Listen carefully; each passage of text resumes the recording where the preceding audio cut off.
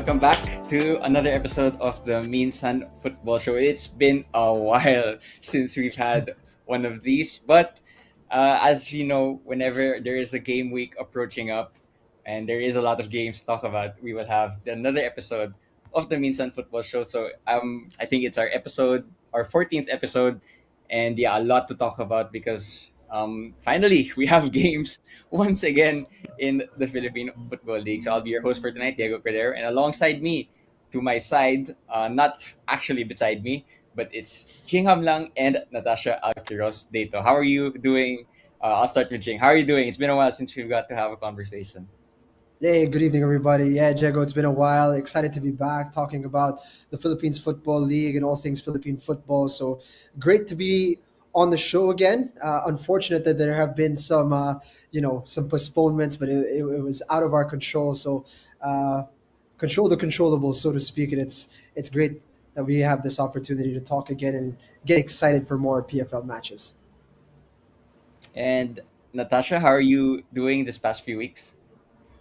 I'm good, but yeah, as Jing said, been missing the PFL. It's been a while since we've had really a full weekend of games, so excited to see how all the teams pan out to be during the second round, most especially as the second round is about to start and kick in. Okay, so there you have it. You already alluded to it, Natasha, but we have games this weekend. We actually have a lot of games over the next 7 days. I think we have a record 7 games that are going to be played in a week, and not only going to be played in Rizal, but we have games in Cebu as well. So excited for this month of February. So before we move on, I just want to give a special thank you to our drinks partner, Thirst Kickoff Savings with this football season, and use PFL 2025 on the Thirst app for some discounts. Once again, Thirst is the Philippines' only beverage marketplace. Download the Thirst wherever you get your apps today. Again, thank you to our sponsors, Thirst. Now, a lot to talk about in this episode of the Minsan Football Show, but first things first, we one match day or one it wasn't a match day. It was a match day, I guess. One match day in January, the lone match day where we had three matches.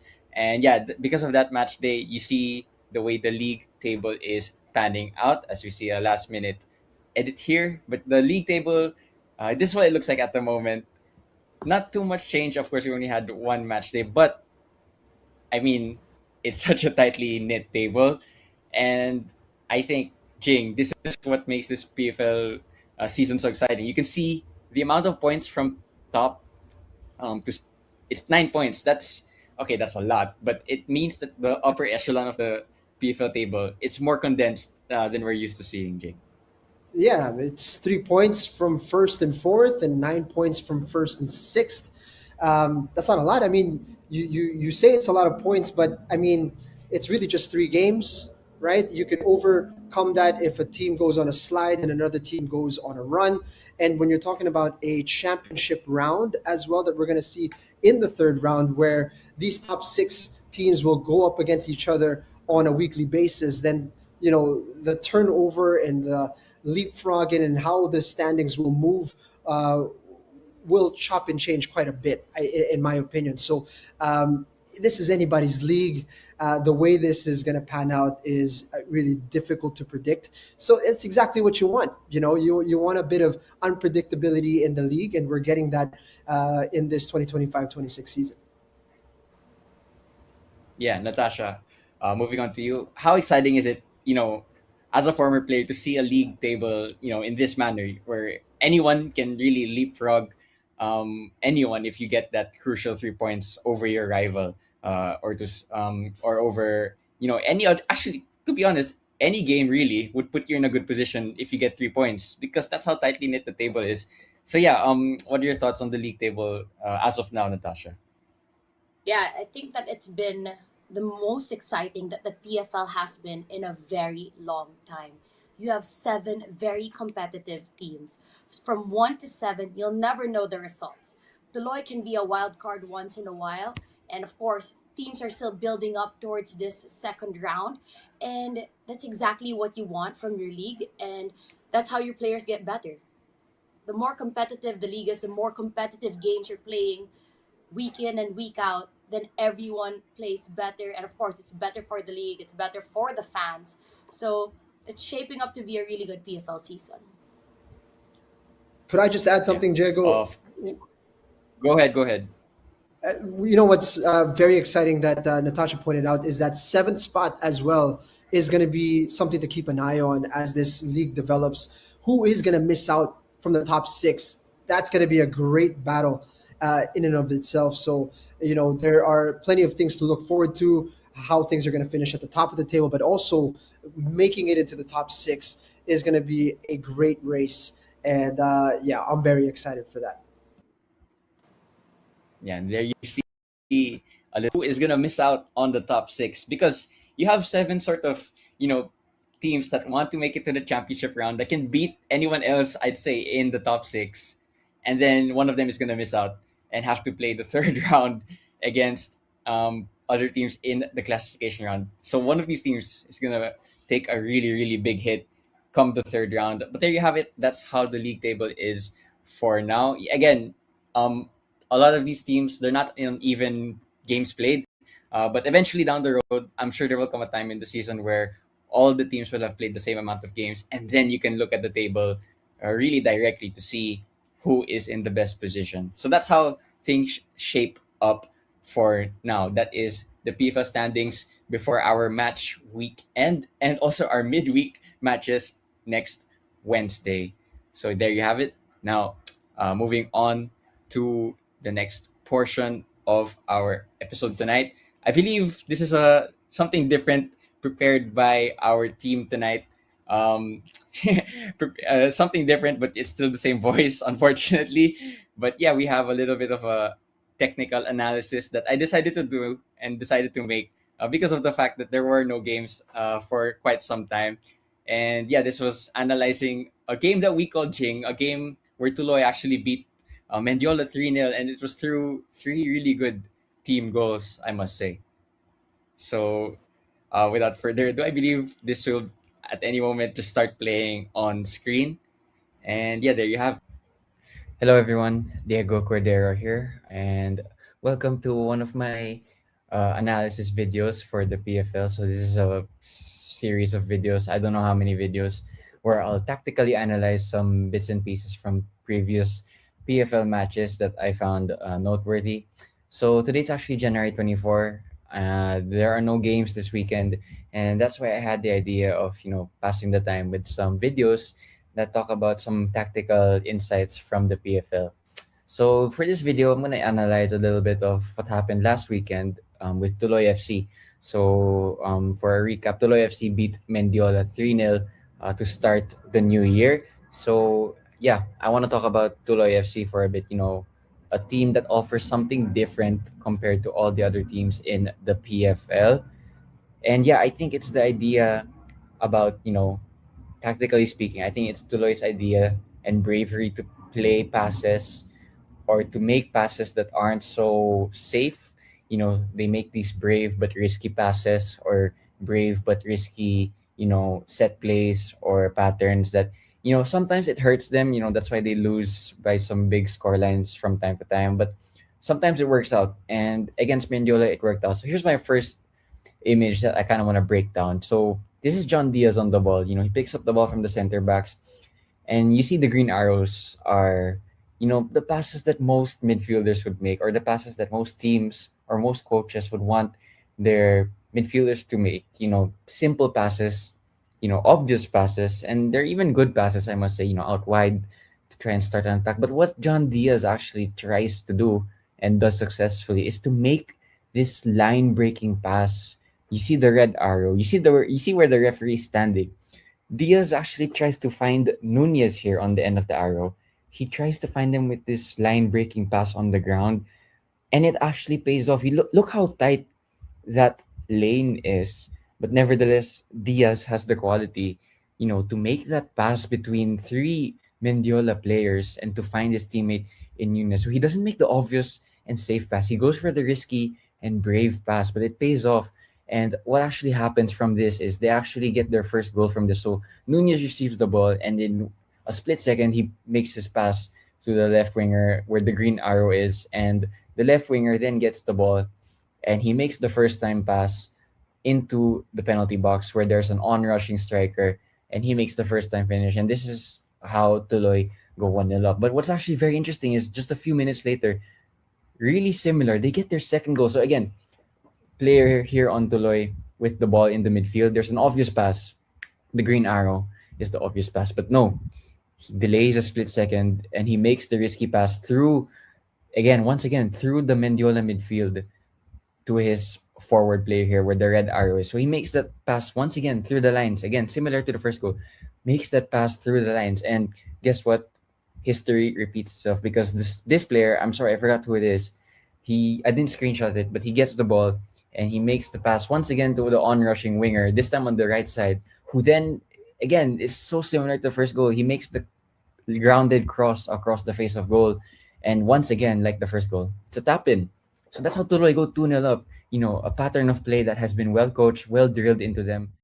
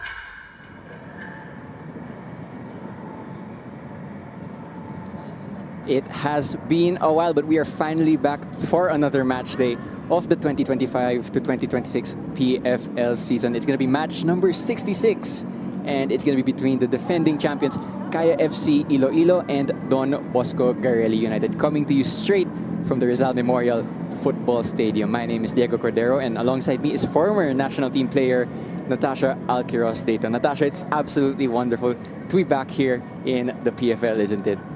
Fantastic to be back.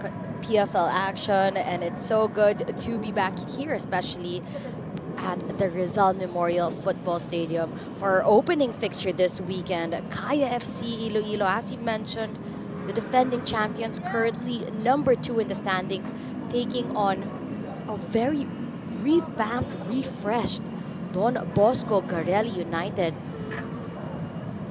As you mentioned, Doesn't look it on their social media page. They're quite slow to post on that, but later on we'll get into it. But for now, let's take a look at the season standings so far. here are your standings as of today. As you can see, a very, very tight top half of the table. You have so little space between the teams in first place all the way up to 6th place.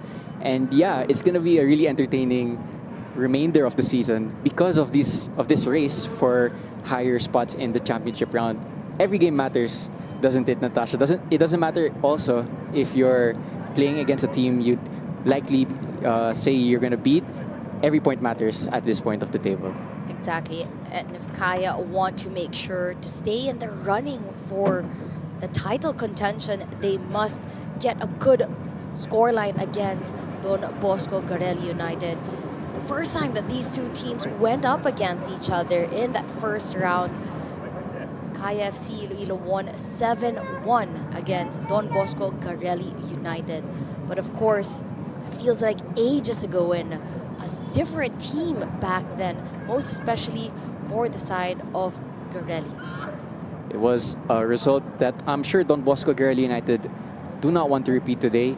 for Kaya, they'll be hoping for more of the same. It's actually a lineup from Kaya that is also slightly different coming into this match today. So for those of you who are not aware, it is February, but unlike the other leagues in the world, the transfer window is still open. It's actually going to be open for quite some time until the end of February, I believe, which means that you're going to see a lot of chopping and changing from these teams.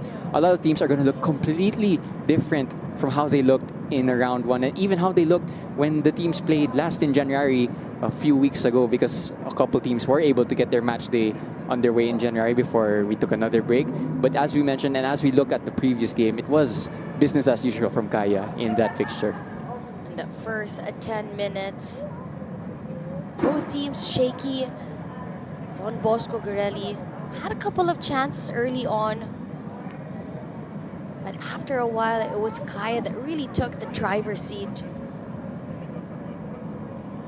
It started with those chances. It was wave and wave, attempt after an attempt, continuously finding themselves in the attacking third. Defensive errors that Kaya really took advantage of. This was the opening goal from Angeles. And after that first goal, floodgates really opened for the side of Kaya FC.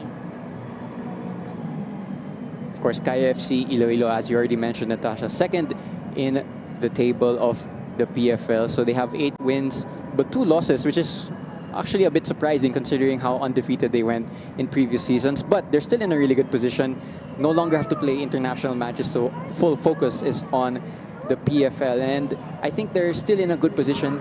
Maybe perhaps not setting the same standard that we've been used to seeing a couple seasons ago, but you know, they're the defending champions, and it's still going to take quite a lot for any of the other teams in the PFL to topple them over as we see them warming up today. Do you have any expectations from the Kaya team going forward for the rest of the PFL, Natasha? Oh, you expect them to be highly competitive, especially with the changes that they've made and players that they've added on to this lineup.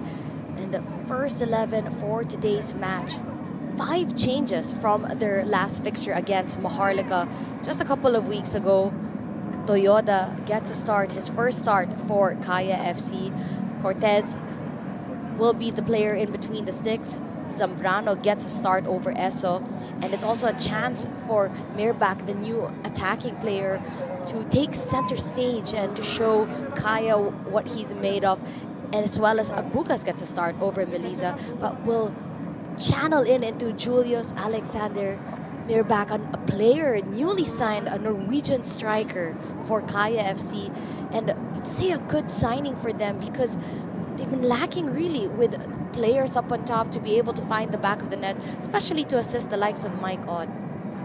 That's exactly right, Natasha. Julius Mirbak, the new striker, is Filipino-Norwegian, a 25-year-old coming straight out of the 3rd tier of Norwegian football. He is a prospect for a possible national team call-up because, as I'm aware, he doesn't currently hold a Philippine passport, but some people behind the scenes may be working towards that. So it is definitely a possibility. He's made the jump to Asia, to the Philippines, and a possible call-up in the future perhaps. But now let's take it to the coaching staff of Kaya FC Iloilo. It's actually our team atmosphere is really good because of last game against Maharlika we won. So starting really good this year. So hopefully we will get 1 more 3 points today. So it will be really good for us. Thank you.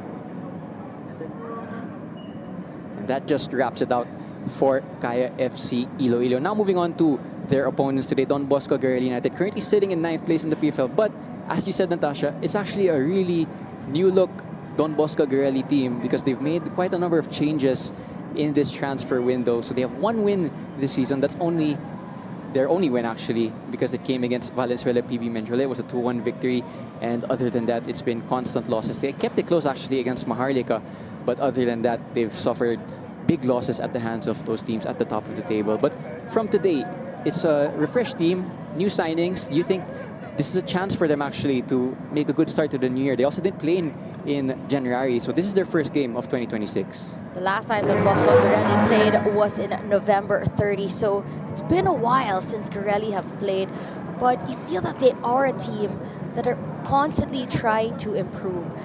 And for this transfer window, as you mentioned, they've been busy buying players, young players most especially, to really fill in the gaps so that they can be a bit more competitive coming into the second round. They've only played 8 games so far. And if you take a look at the first 11 on Don Bosco Garelli United, I can only mention one name who's still, 2 players who are still in the first 11 from their last lineup, and that would be Mahinay and Yamaguchi. Besides that, changes all around from the goalkeeper, Wat Shamrad, who played for Stallion, if I'm not mistaken, just last window, and is now playing for Don Bosco Garelli in that backline. Ian Edie, a player from Maharlika, now jumping ship for Garelli. They also have a new center back, Karim Chahin, a Lebanese center back who is half Lebanese and half Filipino. That's right. So we were told, and has played for the U17 national team of Lebanese.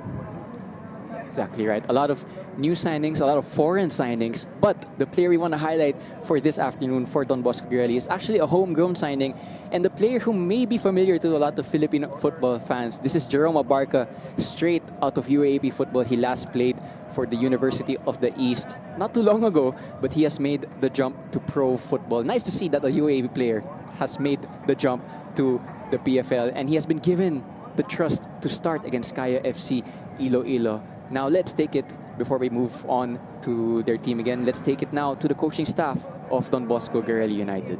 So during the break, we have a reconstruction of the team. We are focusing more on the attack because last season we have a lot of chances, but now we will try to get those scores, and then we try for this season, for this half, we will try to be a Garelli who is more of attacking.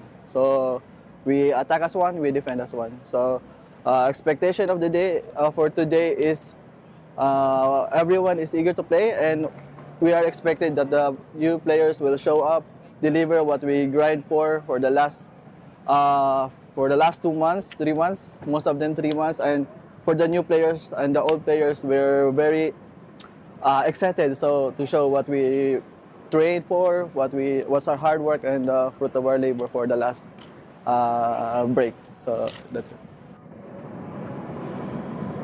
Don Bosco were very productive over the Christmas and January break. And it's not a guarantee of success, but I'm pretty sure it's a sign of intent when you have so many new faces in your lineup. Do you think that that could be the spark actually for them, Natasha, going into the second round? Definitely so. Knowing DB Garelli, as the coach mentioned, they want to show a more attacking squad. They don't want to just continuously be on the defensive end, and of course with those big margin results against big teams, they're showing the intent that they want to be more competitive and are putting their signings to the test in their first matchup for today.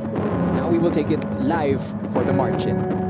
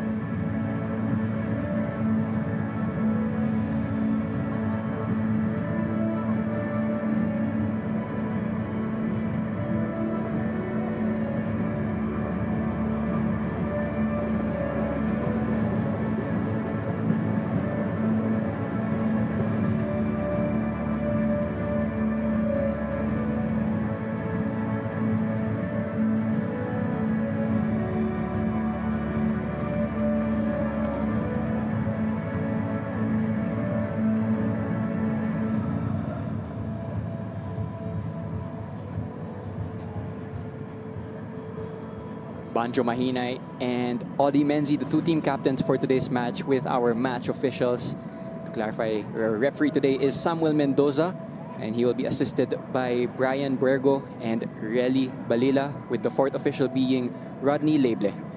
So there we have it. We have our lineups for this afternoon.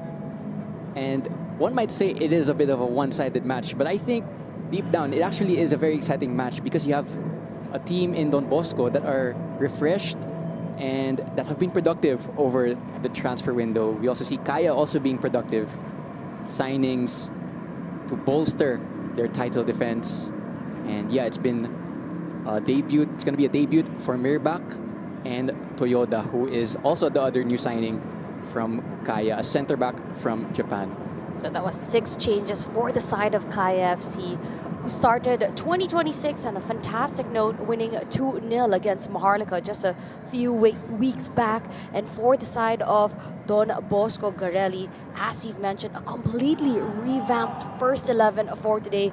Only Yamaguchi and Mahinay remain on the starting 11 from their last matchup, which was November 30. So it's been a while since Don Bosco Garelli United have been put to the test, and for today's match, it's going to be the highest in that regard, going up against the defending champions. The first time that these two teams went against each other, it was Kaya FC who took the victory 7-1. But a good note, or a good way to start from, is that they know that they're capable of scoring goals even against the big team, getting that 1 goal against Kaya. And with their new signings today, as their coach mentioned, let's see how they can shake things up and be the underdog of this second round. Don Bosco Garelli United currently sitting 9th out of all the 11 teams in the PFL. But a good performance today, not necessarily a win, but a good performance nonetheless, could help them get out of that rut that they were in the first round. Again, their last fixture in the PFL was a really long time ago. Might there be a little bit of a fitness concern? Well, as you did say, it is a refreshed squad, new signings. Their last match was in November, and they played against Wantigig, and they lost 7-0. So they'll be hoping that against another big team in the PFL, that it becomes a different outcome, and that they give a better account of themselves, because they have the chance to do just that against the defending champions as we approach kickoff any moment now. It's going to be Kaya FC Iloilo kicking from left to right in their yellow jerseys, while Don Bosco in their black jerseys will be going the other way. Early chance for Ott. Quite messy in the penalty box. Don Bosco are going to work it clear just about. You can already see Mirbach getting involved. Definitely wants to give a good start and account to himself here in the PFL. For the opposite side, Don Bosco Garelli, they're currently on a 4-game losing streak. They want to shake off that dust, leave it in 2025, and start 2026 really just refreshed alongside all their new signings, especially in that spine, a new goalkeeper, a new center back, midfielders, and as well as an attacking player in Samuel Crawford from Australia. Good defending there from Audie Menzi, the team's captain for today. Center back. Having to deal with the loss also of Simon Nerota. I'll get back to that in a moment. Here's Paulo Bugas starting as Kaya's right winger. Keeps it in play just about and finds Mardiano. Goes to ground, but there's no foul, and the referee is gonna, I think, penalize a handball. Is that from Diano? And another player, not necessarily a new signing, but more of back from injury, Shuto Komaki on the start again for the side of Kaya. He was fantastic in his first game back against Maharlika. So Kaya FC, bit revamped as well, having their players now back from injury alongside with Menzi as well. There's a foul from Zambrano. Pretty obvious shove on Stoko. New signing also for Don Bosco.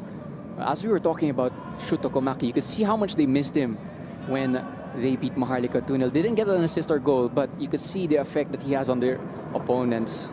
He brings that fear factor to Kaya FC Iloilo.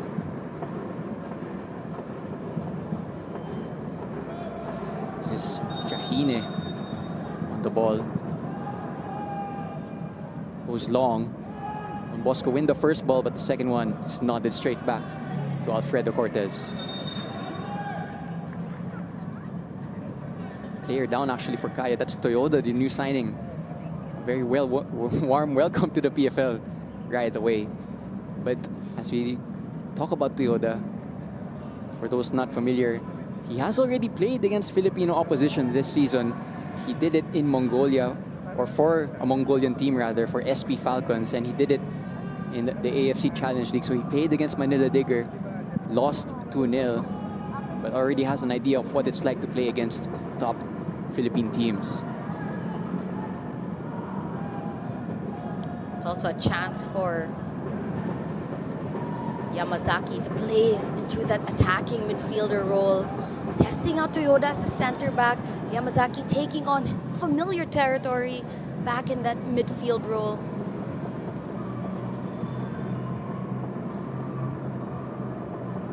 Yamazaki, of course, naturally a midfielder, but for the first round of the PFL was deployed as a center back. You do wonder that if the signing of Toyoda puts him back as a midfielder more permanently. Here's a chance for Don Bosco to get forward though.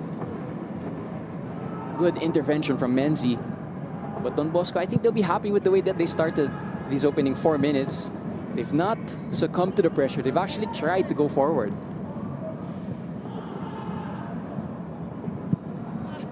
No team with really full control of this game so far. It's been back and forth.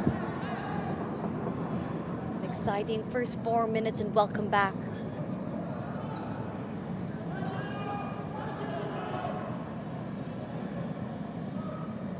Good play from Don Bosco, and they're gonna keep this in play. Chance for a cross. Menzi having to defend. He does well in delaying the cross, but Don Bosco are still in a good position. Here's Sims. He's gonna go for the cross. Toyoda with the header. But again, Don Bosco getting some good territory in these opening minutes. It's a heavy shove on Yamazaki though, but nonetheless, I think Don Bosco will be happy with the fact that they've just asked 1 or 2 questions now down the flanks of Kaya. Garelli not allowing Kaya to really relax at any moment now. As you've mentioned, the first round it was 7-1 in favor of Kaya FC. But this Don Bosco Garelli looks a bit more refreshed, showing to be more physical.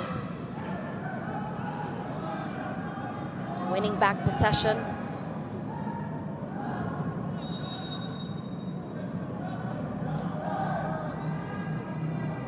Free kick taken quickly. Here's Yamazaki back in his midfield role. But Don Bosco Garelli back in numbers. They look pretty compact. Just want to highlight number 34 down there on the left wing. A lot of positive moments in these opening 6 minutes. That's Jerome Abarca from UE. Chance maybe for Merbach. He is offside, according to the linesman. Good hide line held from Don Bosco.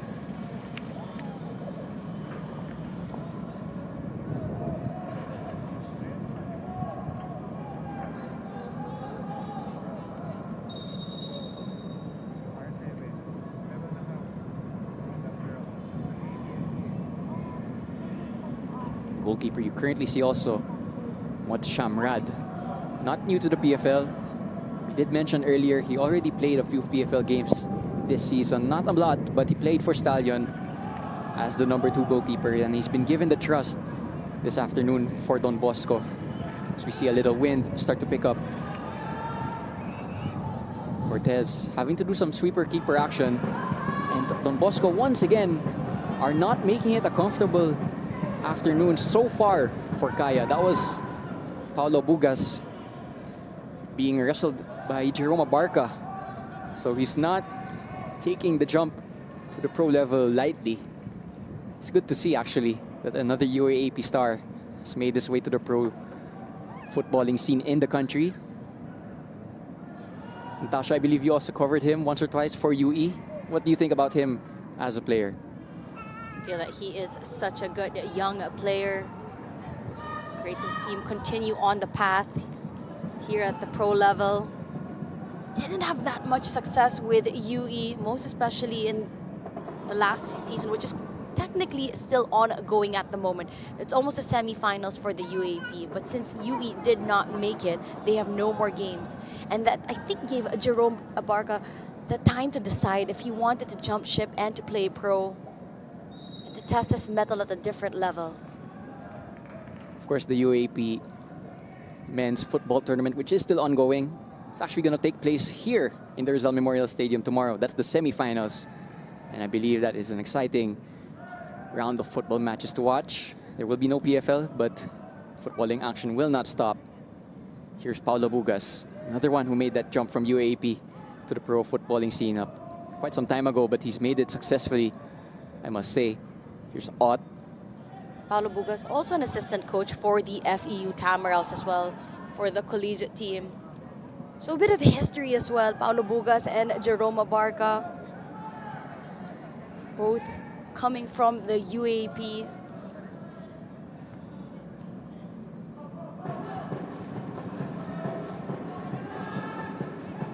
A lot of play from Don Bosco is coming down his left-hand side. No foul given by the referee. Here's Murbach accelerating. Bugas, the cross is mishit, and that's straight to the goalkeeper.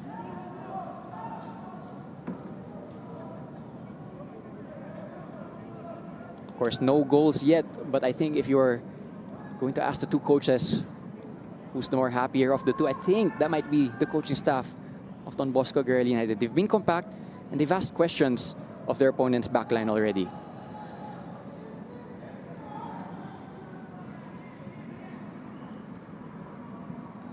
Murbach also looking good, fitting in with the system of Kaya FC. Was caught offside earlier, which could have been the opening goal. But you could see the understanding and the movement. Able to find those gaps, just needs a little bit of fine-tuning. Yamazaki is going to take control. Bugas in the pocket, looking for Diano, a bit behind him, but it's going to stay in play.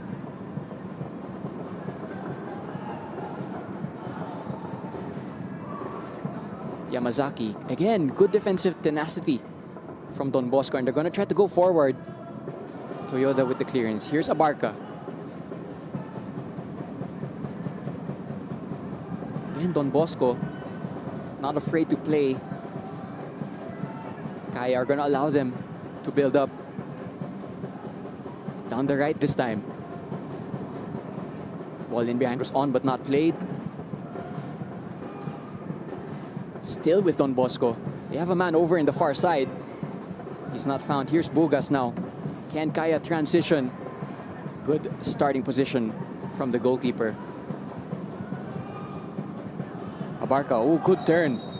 And Diano, might he be in a little bit of trouble here? The referee is marching onto him.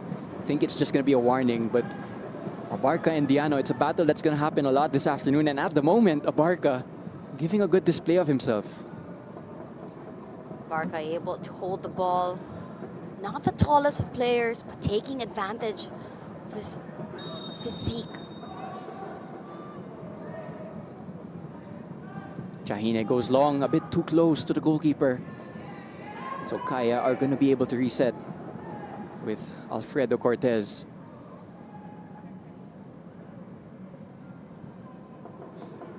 Don Bosco not afraid to actually press a bit higher. Usually see them in a bit of a low block against Montague. They opted for that low block, but were eventually punished. Perhaps a change in approach might be a good way to go about themselves in the second round. Bugas tracked closely by Sims. Here's Zambrano. Diano in an advanced position. And again, Abarca going forward. He's looked dangerous, but there you could see him doing his defensive duties as well. That's a good sign of a player that wants to help out both offensively and defensively. There he is again. And with Jerome Abarca, of course, coming from the UAP, You know that he's fit already coming into this season during this window.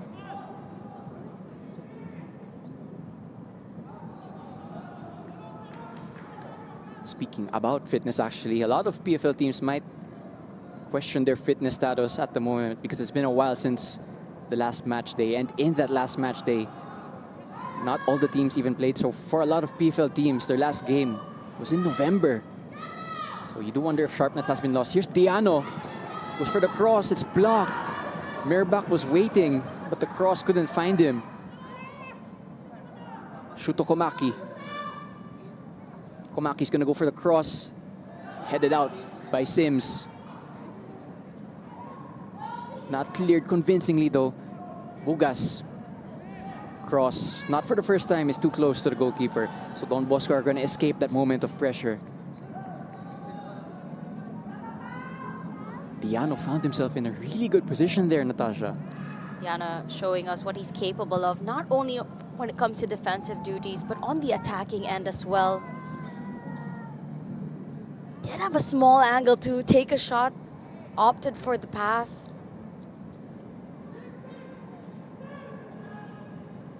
Mardiano, definitely a modern fullback. Up and down the flank.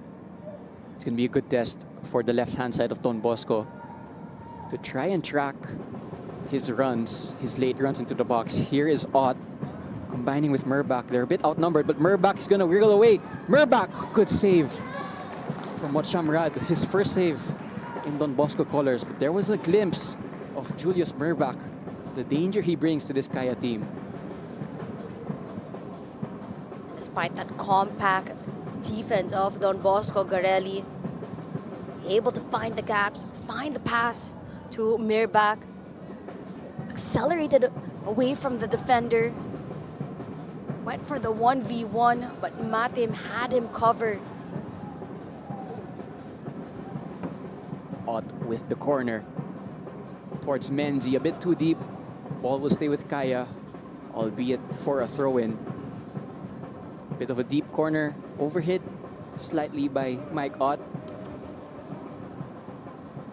Of course, Mike Ott, such a crucial piece to this Kaya team. He's their top scorer and assister. 8 goals, 6 assists, and he got man of the match against Maharlika. So he's in some really good form, and there's a nutmeg from him. Don Bosco are going to be able to clear it. Just about. Casambre is going to be tested, going the other way. So ball over the top, that is on. Menzi headed back just about to Cortez. This is dangerous. Cortez gets there just about. Good turn of pace there from Crawford, the Australian striker. Garelli also showing that how quick they can be on transition, causing all problems in the back there for Kaya. Try to head it back to Cortez. Attacking players just breathing down their neck.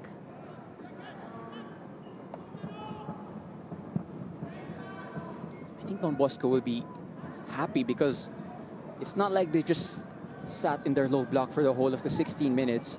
They've actually asked and threatened a couple times at this point in their previous matches against big teams. They had already conceded. So you have to take this as a silver lining almost if you're Don Bosco, because it hasn't been that often that they found themselves in this state. Here's a chance maybe for Mirbach. Missed clearance by the goalkeeper. Off the line by Mahinay. Bailing out his goalkeeper after a poor clearance, it must be said. Matim coming off his line, completely misses the ball. Still a lot to do for Mirbach, but the track back run from Banjo Mahinay. Goal line clearance, and making sure that Garelli are very much equal terms with Kaya in the game. That was a reminder also of the quality of Kaya, because they can go from back to front within a few seconds. Mirbach opting for placement rather than power might have cost him a goal. But good defending nonetheless from Mahinay, the captain. And yeah, one of the only 2 players that are still starting from their previous matches, the other being Yamaguchi. Yamaguchi actually has the most minutes among everyone in the whole Don Bosco team at 630. So no wonder he is still starting. He's being trusted by the coaching staff. And on the attack as well, you saw that pass from Yamazaki on to Mirbach. Yamazaki's definitely been missed as well in that midfield role to really start out the attacks.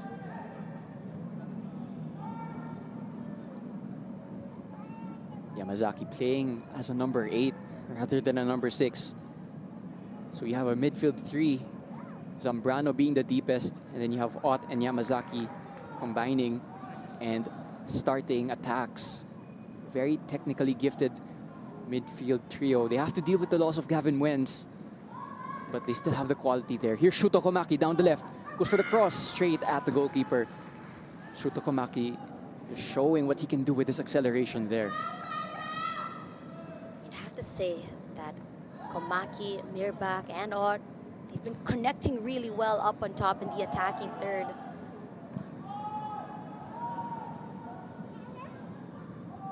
And that's why if you're Don Bosco, even if you do play well, you have to be so careful because they can just switch it on in an instant.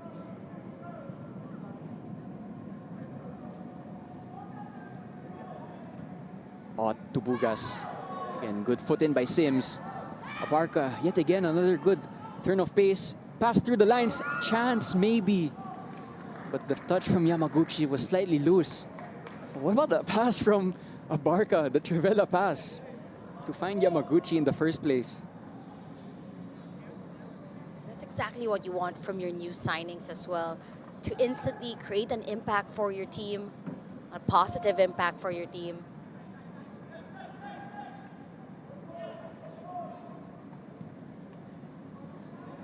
Diano has some space. Cuts inside. Tries to find Mirbach. Does just about. Here's Komaki. First time shot. And Shuto Komaki reminds everyone why he is one of the most electrifying players in the PFL. First time finish. And after 19 minutes of tenacity from Don Bosco, it's finally broken. 1-0 to Kaya FC Iloilo. And that was a brilliant team effort up on top for Kaya FC to really get that goal, the opening goal against Garelli. It also started with that pass to Mirbach up on top, but because of his physicality, able to hold the player off, pass it back to Zambrano. And Zambrano to Komaki. Komaki, first time, takes it with it, right? Low and hard, bottom right.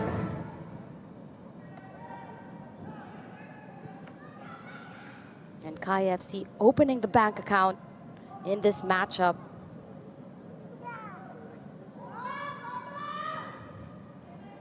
Goal for Kaya FC Don Bosco are going to be completely frustrated by that because they played well in these opening 20 minutes. But a moment of quality from Komaki spells the difference at the moment. Don Bosco trying to go forward themselves, but it's cut out. But again, you saw the value that Julius Mirbach brings. Using his strength and finding Zambrano in 2 touches, that gives me the impression of something rehearsed in training because Zambrano also played the pass first time to Komaki. It was an expert finish, just opening up his hips, slotting it into the bottom corner. Goalkeeper of Don Bosco at full stretch, unable to stop it. And when you have a striker as well, a top striker, able to hold the ball, and you have 2 defenders on that striker, able to still give that pass back, you're opening up space. You're keeping possession, opening up space, and eventually, as you mentioned, Komaki, not a new signing, a welcome back party. Here's Abarca cutting inside. Goes out wide, crossing opportunity for Don Bosco. Clearance by Toyoda. Possible counter-attacking opportunity. Mirbach through on goal. 1-on-1 against the goalkeeper, and it's a fantastic strike from Mirbach. Debut goal from the Filipino-Norwegian. And in the space of 4 minutes, Kaya doubled their lead. And the higher the level, the margin for error gets smaller and smaller. How quickly and deadly Kaya were able to transition from defense onto attack. The pass from Ott to the path of Mirbak, keeping the ball in stride. As he went closer inside the box, attacking Matim to come out, tried to make himself as big as possible, but slotting it so perfectly in that bottom left corner. Goal for Kaya Was a FC finish ILOILO. full of composure. And then number 17, There was never a moment where Mirbak. he looked like he was questioning whether or not he would score. It was a finish full of confidence. He knew he didn't need the power, just the placement. Kaya could add more. Yamazaki nearly finding Mirbak. Mirbak showing a lot of quality. First goal, hold the play against the defender, and then the second goal, pure pace and acceleration. So he's a very, very exciting striker. Only 25 years old. And yeah, I did mention he is of Filipino descent. So anything is possible if you're Julius Mirbak. Bugas in the pocket. Mirbak making that movement once again, but Diano trying to be found out wide, couldn't reach that. Nevertheless, I think Don Bosco will be so disappointed because they gave a really good account of themselves earlier on. And in those last 5 minutes, they might actually be doing their performance in the opening exchanges of the service. I feel that, as you've mentioned, it was anyone's game. That first 15 minutes, it was back and forth action. They would find themselves on the attacking third as well. A couple of dangerous moments. A couple of touches too heavy up on top as well. That could convert that possession into chances. As you mentioned, it's also been a while since Don Bosco Garelli have had a competitive matchup. End of November was their last game played in the PFL. As you all know, we did take a break for the Southeast Asian Games. Well, for Kaya, especially towards the end of last year, they still kept busy with the AFC Champions League 2 matches. They've already have a game in the pocket as they went against Maharlika just last week.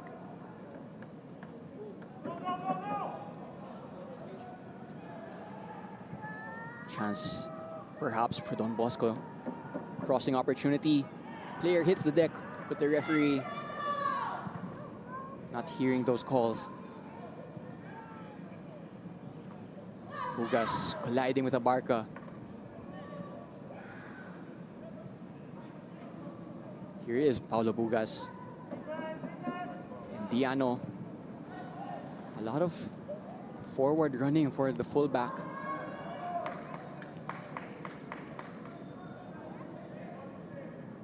Of course, Don Bosco, people might forget actually that it's only their second PFL season. They made their debut in that 2024 season. Shot from the halfway line is going to test Cortez.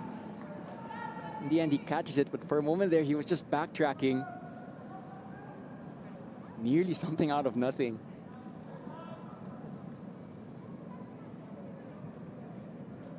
And you could tell that Garelli, midfielders, hungry for goal.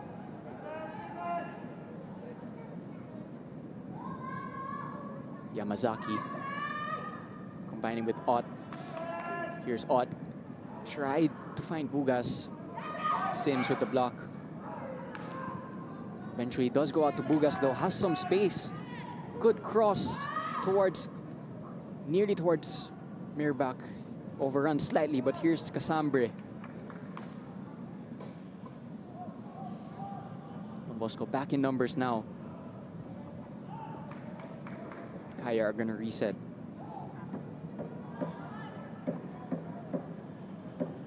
And you feel that 2 goals of Kaya felt a little bit like deja vu against when they went against Maharlika. It was was just 2 moments. Maharlika switched off. Here's Diano, found by Mirbach. Komaki somehow doesn't convert. Diano really unselfish because he had an open goal as well. Again, an attack flowing through Mirbach, but Kaya will have their hands on their heads here. How did Komaki not convert that? Probably the last player you expect to not be clinical from that angle. But that must be a warning sign for Don Bosco not to allow more space to the likes of Mirbach and Komaki. They dodge a bullet there.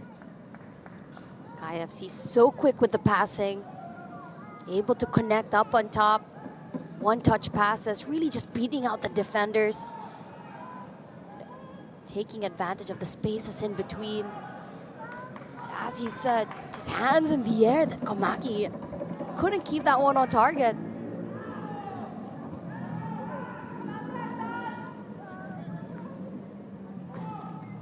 Even when the game is at this area of the field, Mirbach is just causing so many problems for the center backs of Don Bosco. Quick change of direction as well in his arsenal. Menzies gonna go long towards Bugas. Touched by Sims, gonna concede the corner kick. Sims is gonna disagree with the linesman, but the referee is actually gonna agree with Sims and give the goal kick.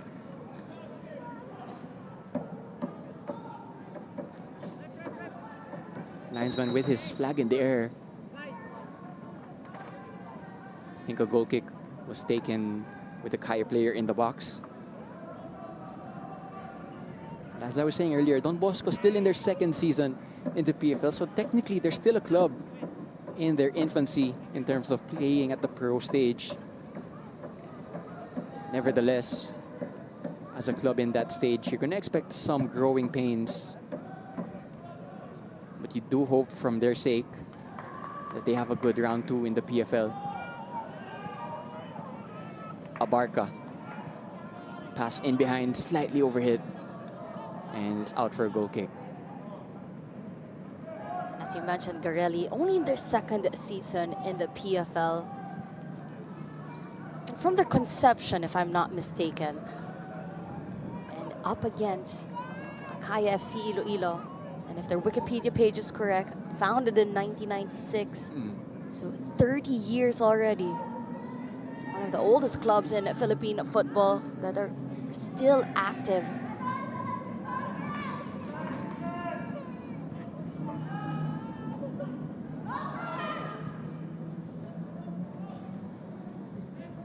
Komaki taking that out of the air. Linesman has his flag up though. He was offside. Sayang, because the touch is excellent. That's one thing you can expect as well from Shuto Komaki. His technical ability and his just capability to beat players 1v1. Such an exciting player to watch.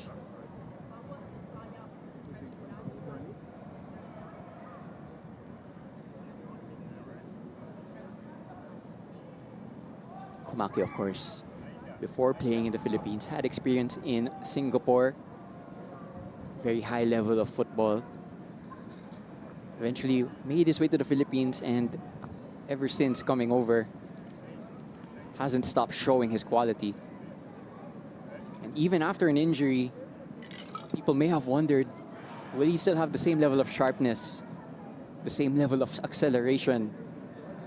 And the answer is clearly yes. Here he is again on the ball.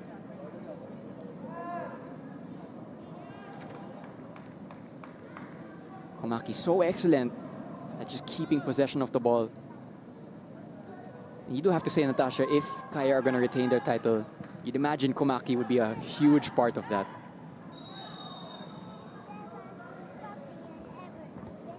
Definitely so. The likes of Komaki as well as Yamazaki. A lot of Japanese influence, of course, to this Kaya side, especially with their head coach, Coach Yu Hoshide.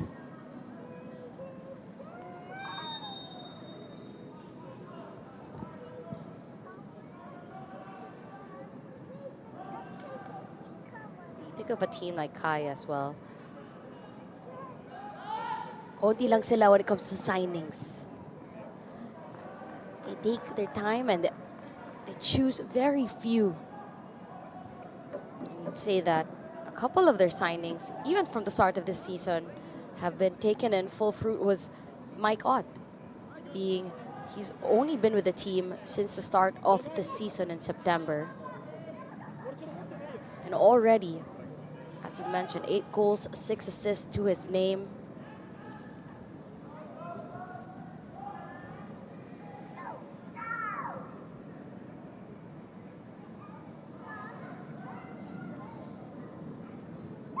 Meanwhile, for the new signings of Don Bosco, it's been a bit of a baptism of fire, especially for those new signings in the back line. What Shamrad already having to pick out the ball from his net twice. But he is also a pretty good goalkeeper. Played a couple times for Stallion and kept a clean sheet, if I'm not mistaken. Here's another one of those new signings. Abarca cuts inside. Pass towards Sims, overhead. Don Bosco wasting a chance to gain territory. Kim Min Kap just having a word with Michael Sims. So Abarca free up that space on that left side, cut the ball inside, thinking Sims was going to make that run on that left-hand side. That's also something that happens when you revamp the squad. It takes a while to understand the movement of your teammates, where they want each other to go. Here's Ott with the cross. Mirbach nearly getting on the end of it. Good intervention from, I believe that's Mahinay, who, if it weren't for him, actually, scoreline could have been even steeper in favor of Kaya. He had that goal line clearance earlier on when it was still scoreless. And he's been given the captain's armband. So a lot of trust in him from the coaching staff.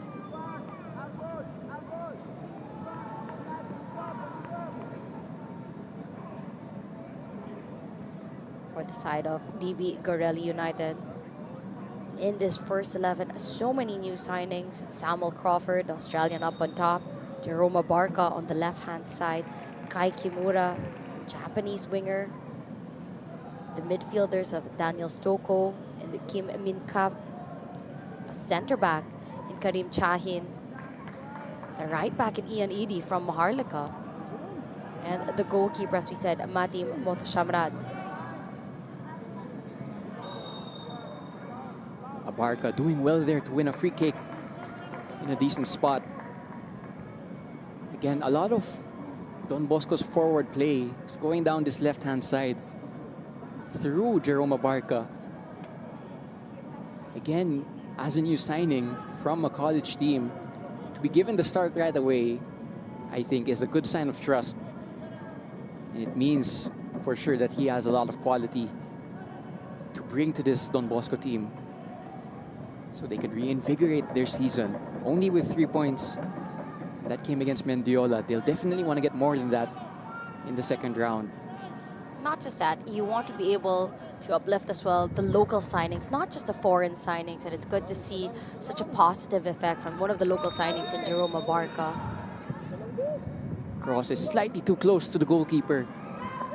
Good claim there from Cortez.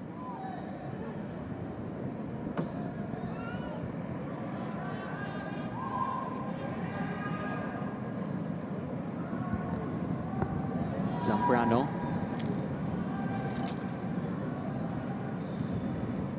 Ott trying to combine with Komaki. Doesn't pay off, but Kaya still with possession.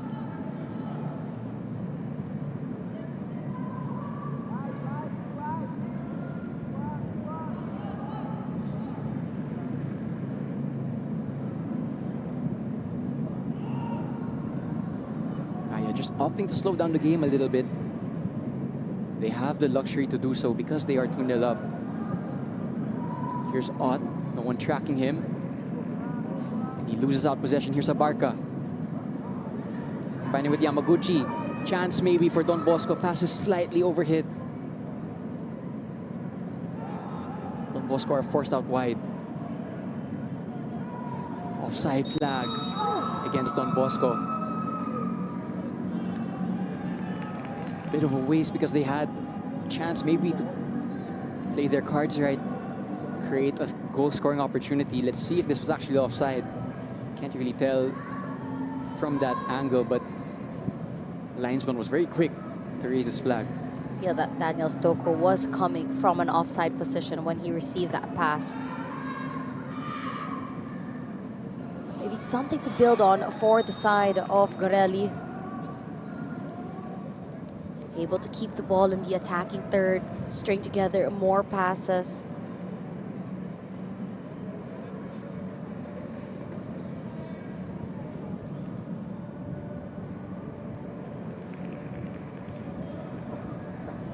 Not too long now until halftime. I actually think if you're the coaching staff of Don Bosco, in terms of performance, they won't be too displeased. It's the scoreline that doesn't really reflect how the game went earlier on. But of course, the thing that matters most in football is the numbers you see in the top left, which could increase. Here's Komaki, no offside called. Keeps it in play just about.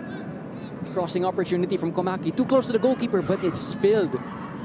And Motshamrad is really lucky that there was no yellow shirt to clean up that mess. More than a spill, that was just a miscommunication with one of the center backs and the goalkeeper.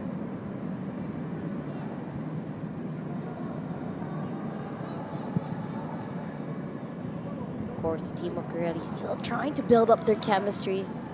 Would like to do so as quickly as possible. Kept in play just about by Yamaguchi. Cortez is first to that pass. Kaya need to get up and running again in 2026. They already did that against Maharlika with a good 2-0 victory against a tough team to play against.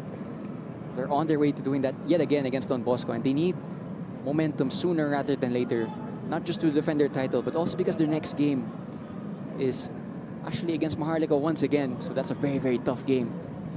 And yeah, we saw in the pre-match content that the table is so tight at the top, so you need every point. Here's Mirbach, Castellano, couldn't find him. Still with Mirbach, goes for the shot, what a goal! Weak foot, it doesn't matter for Julius Mirbach. First half brace for the Filipino-Norwegian. And Natasha, we were sitting right behind that. It curled from out to in. What a strike from the debutant. And what a way to start your account with the Kaya FC jersey. Fantastic strike from a distance. Tried to pass that on to Diano. Eventually, ball fell back to Mirbach's way. Put himself in some space. Shot right outside the box. And a back of the net brace for Julius Mirbach. And that's exactly how you want to start for your new team.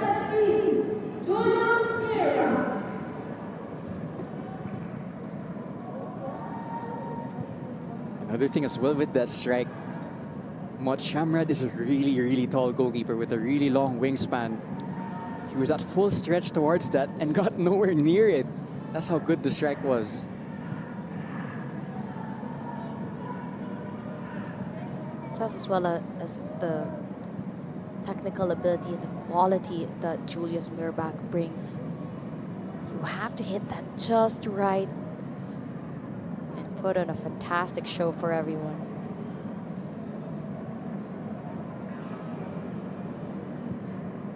Very good sign of a striker.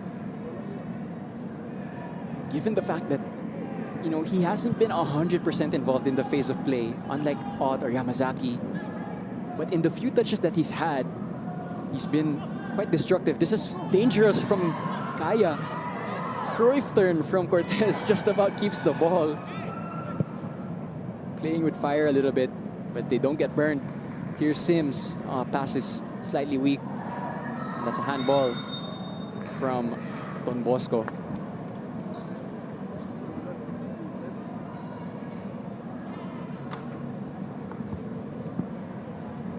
They say new modern goalkeepers need to be good with their feet. Cortez definitely showing that side to his game. Kaya FC able to get out of the high press Garelli have instigated.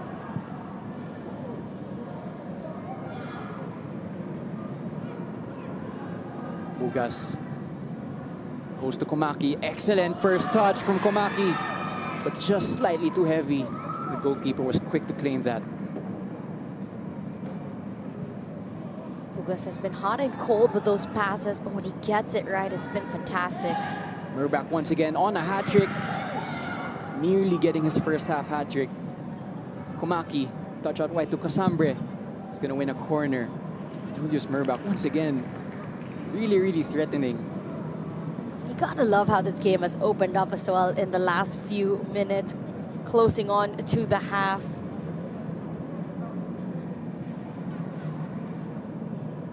Fantastic passes up on top. This time around, tighter defending from Don Bosco Garelli. It's gonna be a corner from Ott. Don Bosco, the last thing they want to go, the last thing they want is to go behind 4-0 right before halftime. Zambrano cuts inside, goes for the shot, tried to curl it into the far corner, and it goes just wide, but goalkeeper absolutely helpless. Should that have been on target?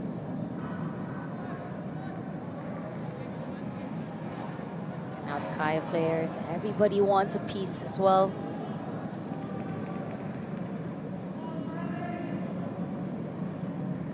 Able to keep the ball from corner opportunities and turn them into chances. The unorganized defending from Garelli when it comes to those set pieces.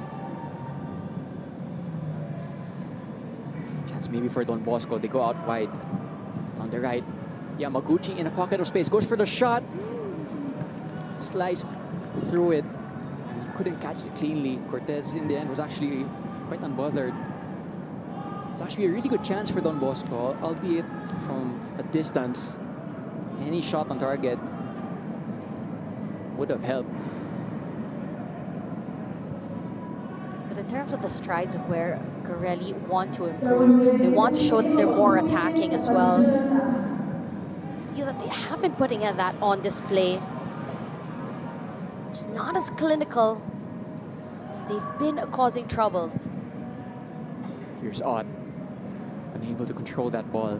You can just see when Kaya get the ball, front three are on their bikes, and they are rapid, especially the likes of Mirbach, Komaki, Bugas. Again, this half completely changed on its head because of the involvement of Mirbach and Komaki. Again, Julius Mirbach, not the only Filipino-Norwegian striker currently in the minds of Philippine football fans. Of course, we have Bjorn Christensen in the team currently. But Mirbach is making a name for himself already. Komaki goes for the long shot, quite some way away. No problem for the goalkeeper. But I think you can just see they're dripping with confidence at the moment, the yellow shirts. You get 3 goals right before halftime. Definitely builds up the confidence of the players to shoot your shot.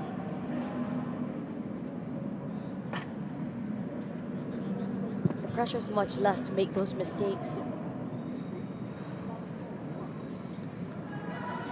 Of course, goals in football, a little bit like magic. They just lift you up from out of nowhere.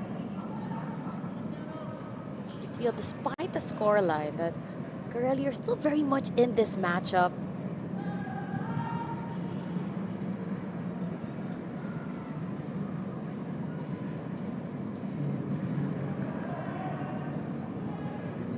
Choosing pockets of moments, went to high press the first 15 minutes.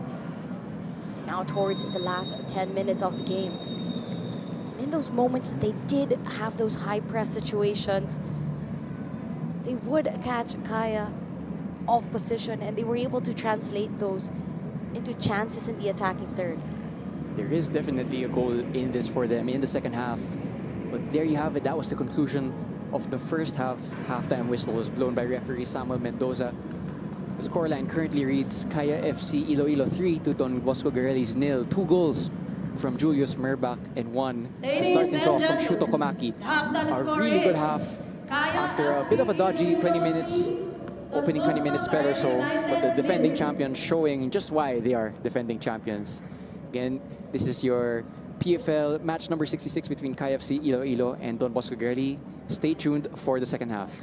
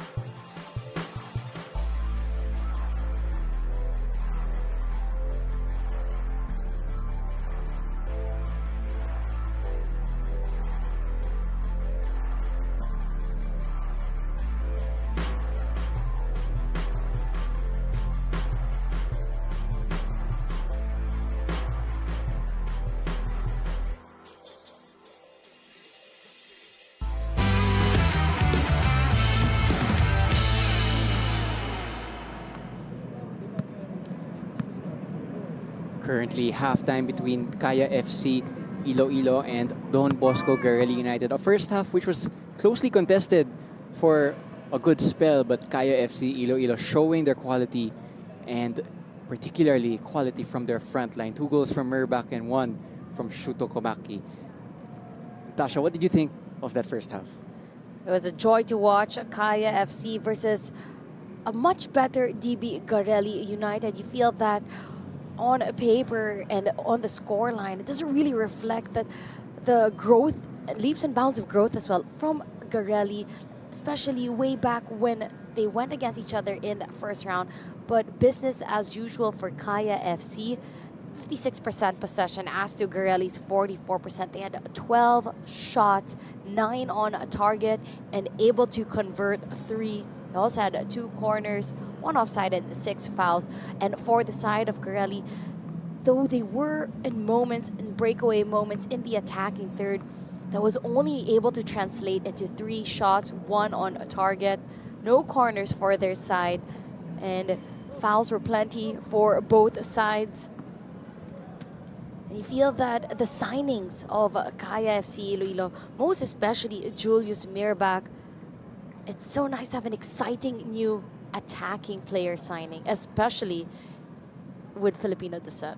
That's right. Julius Mirbach has been a handful for the center-back duo of Don Bosco Garelli.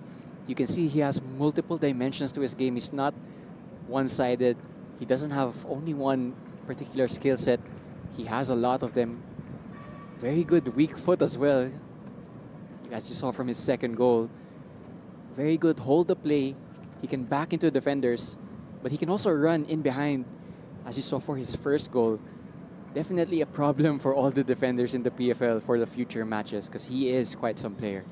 So the Norwegian striker with a lovely debut in the first 45 in his first opening minutes with Kaya FC. And who knows, with the performance down the line, national team could be calling just around the corner. And of course, to have Shuto Komaki back in action for Kaya FC to really be that threat on that left-hand side. On the right was Bugas Yamazaki, of course, as well, playing his usual midfield role. Since the start of the season, he has been deployed at center back, but with the signing of Toyoda, who has not really been tested so far in this matchup, but being able to slot him in that center back position alongside Menzi for this matchup, Yamazaki was able to play a higher role.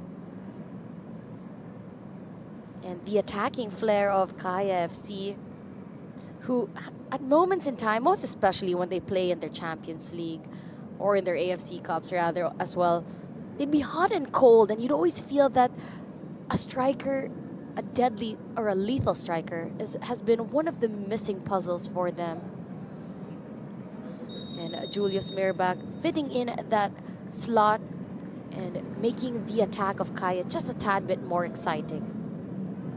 Speaking of attack and exciting, Lucas Del Rosario is going to check in for the second half for Paulo Bugas. Again, another player with a lot of quality, and he'll be looking to get the score sheet as well. Definitely a dangerous player to watch out for. Here's Yamazaki starting things off the way they ended the first half. Again, Kaya were kept scoreless for the first 20 minutes. They shifted up a gear, completely took control of this match.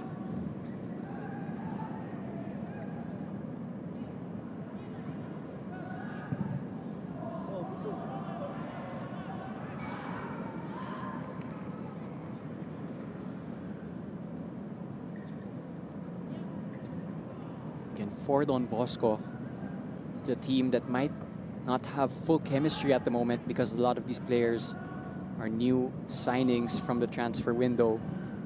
So it's going to take some time for them to get fully gelled.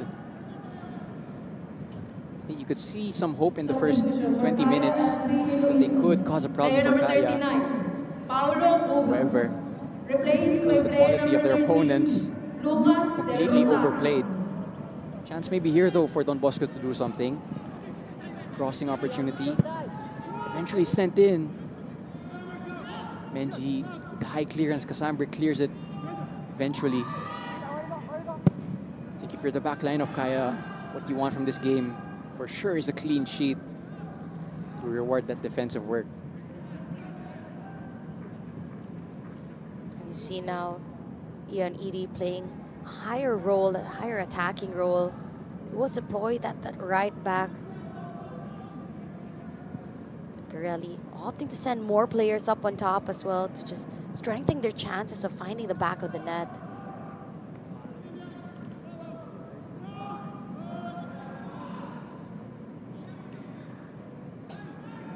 And Don Bosco, only one win this season against Mendiola.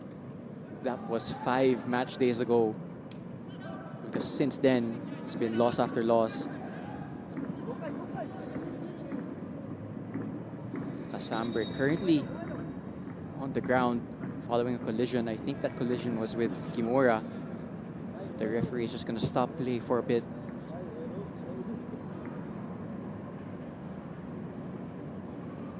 Casambre, the likes of Casambre, Toyoda, Menzi, their clean sheet is still intact. Cortez as well hasn't been truly tested with shots on target. If you're Don Bosco, you want to change that in the second half. For Cortez, he's been tested mostly with his ball handling skills on his feet. And it's been superb so far. Able to get out the high press. Keep possession for KFC at the back.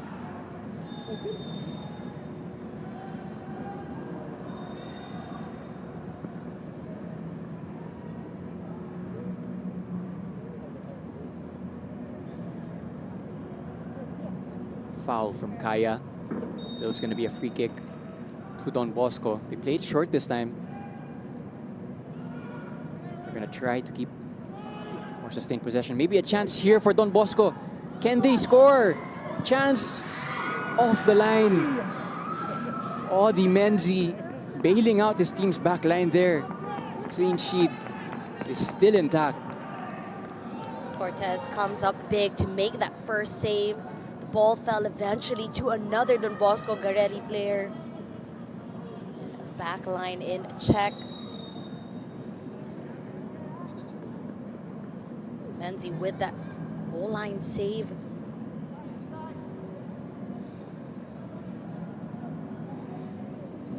Good to see Garelli as well, putting up the fight against Kaya FC.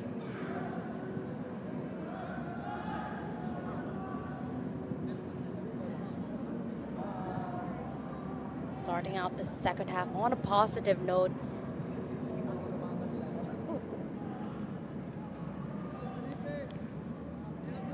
Maybe another chance here for Don Bosco. Cross field. Will this be kept in? It is just about. But Zambrano dropping back from midfield. Good defensive duty and an extra bit of good footwork there. Good involvement there from the midfielder. Zambrano has been tidy. He's been able to cover the spaces in between of the center backs and that back line. His distribution has been on point as well.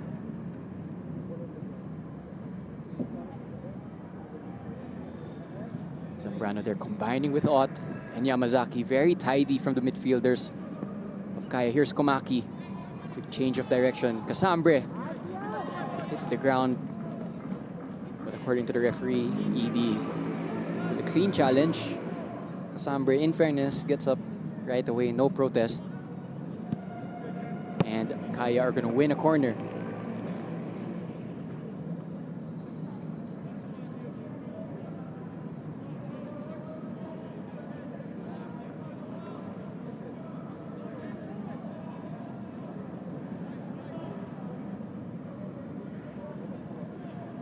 It's been a struggle for Garelli to deal with the set piece opportunities, the corners of Kaya FC in that first half. Let's see if The adjustments have been made. Sent in, good claim from the goalkeeper. He's gonna try to launch a counterattack. High throw towards Yamaguchi. Zambrano holding him up. Attack is still on though for Don Bosco. Abarca, quite isolated, but he gets past Odd. Abarca goes for the shot. Tight angle. Nothing else was on. So you do commend him for taking the shot again. A lot of the forward play of Don Bosco is going through Jerome Abarca. Might not even realize that it's his first game in the pro scene. Despite of the scoreline, I think Abarca, in these 52 minutes, has given a good account of himself. He is such a speedy player.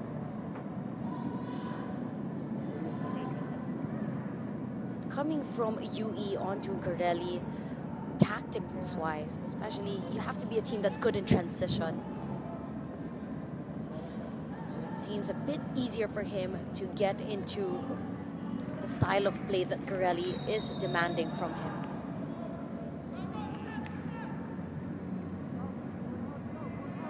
Jerome Abarca going up against Mardiano. And also in the same side of Audi Menzi for his first game. Trial by fire for the winger. If Don Bosco Garelli are to increase their points tally, I'm certain that Abarca is going to play a big part in that. Here's Lucas Del Rosario though, going the other way. Touch from Chahine. Just about gets it out for a throw-in. Again, Lucas Del Rosario from the bench. And what a luxury it is to have a player like him come off the bench for the second half. Crossed in, Mirbach on a hat-trick! And he gets the hat-trick for his debut. Perfect performance so far from the striker. And it looks like the PFL has a new marksman to watch out for. Great touch to control the cross and an even better touch to find the corner. No chance for the goalkeeper. The awareness of Julius Mirbach, especially in that attacking third inside the box. Quickly able to shift his body around to take that shot. Slotted in the back of the net.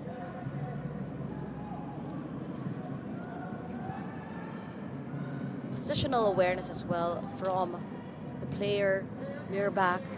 Small movements to increase that space. Here's Ott, and 2 goals in 2 minutes. Fantastic finish from Ott. He made it look really easy. At the moment, Don Bosco are getting ripped apart in the second half. Just like that, it's 5-0 to Kaya FC Iloilo. And a player like Ott, he's probably the last player you want to give that much space to if you're Don Bosco. But with that space, there's only one outcome for a player like Ott. My God, adding up to his tally. Now 9 goals to his name. Just at the edge of the box, keeper comes out. But my God, Ricardas finds the back of the net.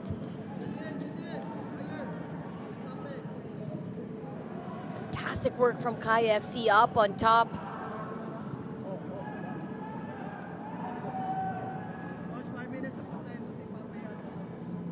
Not a good sign. Seeing one of the players down for Kaya FC. It's Mardiano.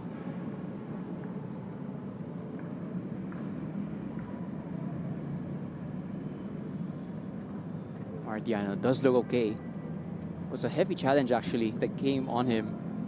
But I think the referee is going to allow play to go on. Just speaking about Mike Ott, already 9 goals this season from a midfield player. Very impressive signing from earlier on in the season. You have to worry for Garelli. The mistakes keep coming in twos. They compound the mistakes by not switching on fast enough and punished back-to-back in the first half and as well as in the second half.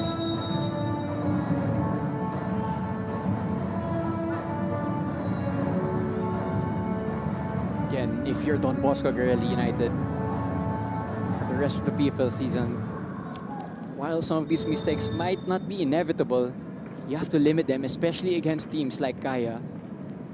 Because teams like Kaya and the other teams Goal for Kaya FC Iloilo. top of the By PFL number table, 17, all it takes is Julius one small Sierra. error and they're going to punish you. And just like that, it's 5-0 in favor of Kaya. And if you're Don Bosco, it's a bit of a shame because they had a really good opening start to this game.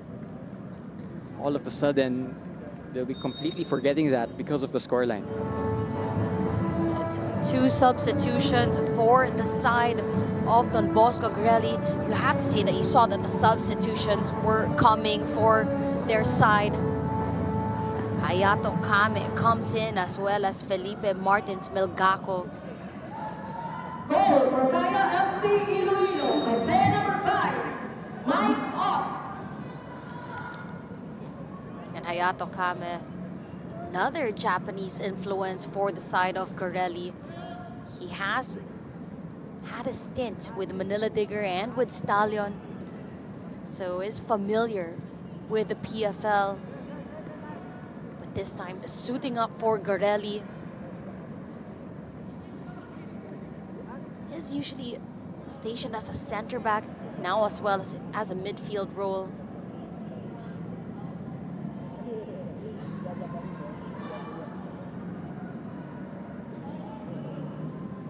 Lucas Del Rosario down the right. He's going to win a throw-in. Again, this match has been completely marked by the quality of Kaya's forward players. The likes of Shuto, Komaki, Ott, Mirbach. Very good start to 2026 if you're Kaya. Here's Zambrano, forward from midfield, looking for Mirbach. Cross slightly short. Clearance straight up into the air. And finally cleared by Don Bosco, but he's going to come right back. Shots taken from distance. But a foul was called Substitution for Don even before the Bosco shot was Garelli taken. United. You have to feel as well, Kaya FC, they want to not just start the new year strong, but they're trying to gain momentum and get themselves on a 3-game winning streak. Coming from loss, win, loss, 2 wins in a row, and they want to make that 3. Replaced by player number 44, Hayato Kame. It's going to be a flurry of substitutions now from Don Bosco. Player number 81, Coaching staff just perhaps Shani. acknowledging that maybe Replaced by player number in terms of 28, fitness, Pape the Rao. team that was out currently lacking a little bit. Again, it's been a really long Player number time 37, since Don Bosco last played. Before today, replaced by the player last number game 5, was actually in November Eugene against Ariola. Wantagig. So a lot of that sharpness and fitness would have disappeared over the break. They have a chance here, though, to test the backline of Kaya. Chance eventually leads to a corner kick. Good defending from Toyoda, who's not been involved too much in this match. A good tackle there from the new Japanese signing. But you have to think about the span in which Garelli made substitutions, because it was just 5 minutes ago, if I'm not mistaken, that they made 2 substitutions, and now using another slot again to make another pair of substitutions, adding again 2 defensive players to their side, Eugene Ariola as well as Traore.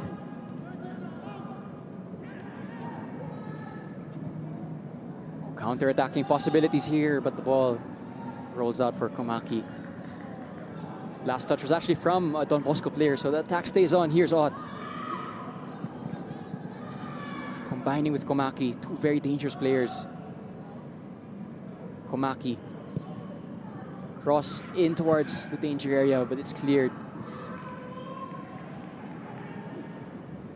Again, with Kaya, you just feel that every time they raise the tempo and go forward, they can always invent a goal-scoring opportunity.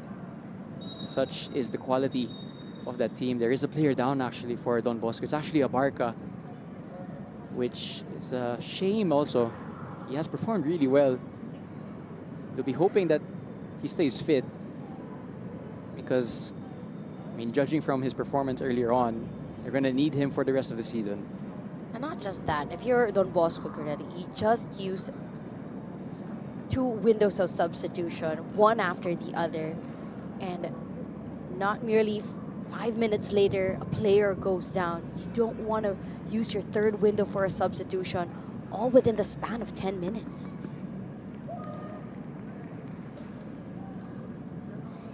Flurry of substitutions now for Kaya FC Iloilo. It's going to be Komaki, Ott, and Yamazaki coming off. So that's three of your starters and main players for Kaya coming off. I think Coach Yoshida acknowledging perhaps that they have a very important game on Wednesday against Maharlika, and he's going to want the crucial players fully rested so they can go all guns blazing in that match. But a very good performance nonetheless from those players. I'd have to say that this game is somewhat in the bag. 16 minutes in, 5 goals already for Kaya FC, and they do have a midweek game. So on Feb 11, which is just in another 3 days, they'll only have 3 days to recover for another hard match against Maharlika.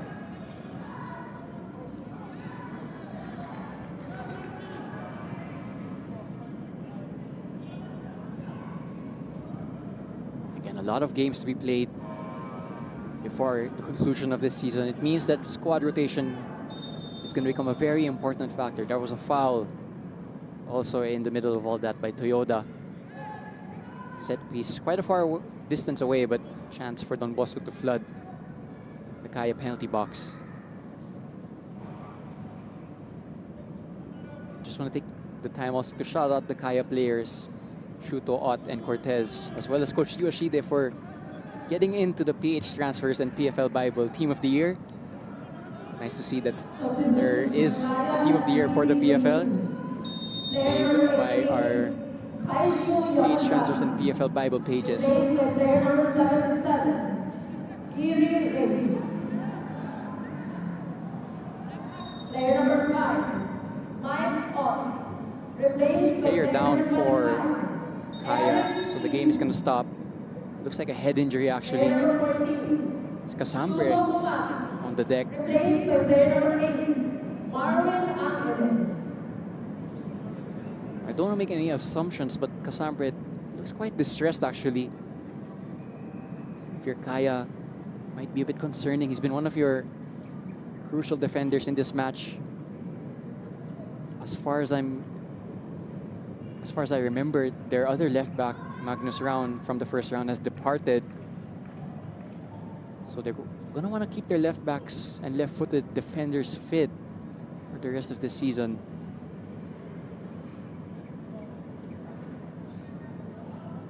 Not just that, Cassandra as well. They're able to deploy him as that left back or also as that center back position. You see the signs being given by the PT and their teammate Menzi looking for a substitution, most probably for the side of KFC for Casambre.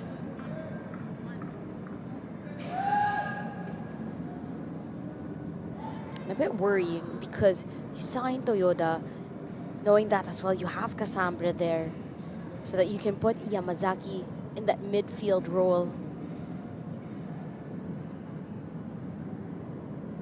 Casambre's usually featured in that first 11.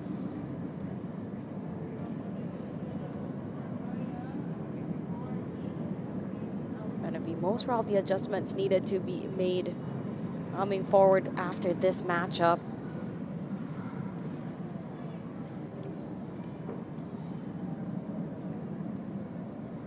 Take a look at the bench. The possible defenders. And there really aren't any. Say Basindanan could come on.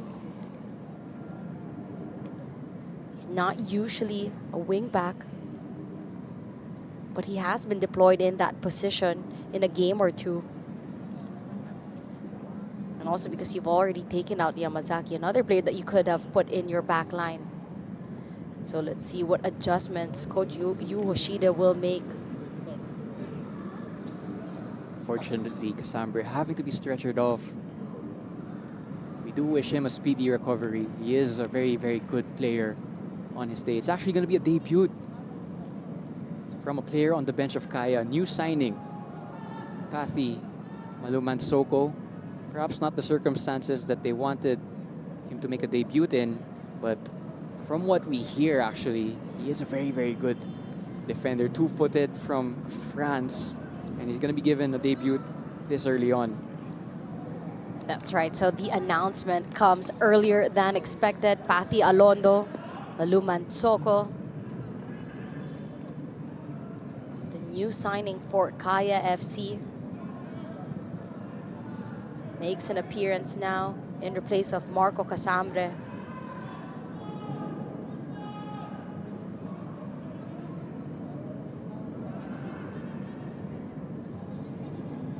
See those adjustments in the back. He comes in as a center back alongside Toyoda. Menzi deployed on that left back.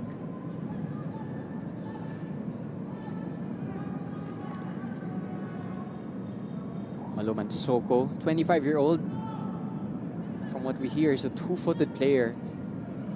Played across Europe, in Greece, in France. Actually also has an appearance or appearances in the Ukrainian Premier League.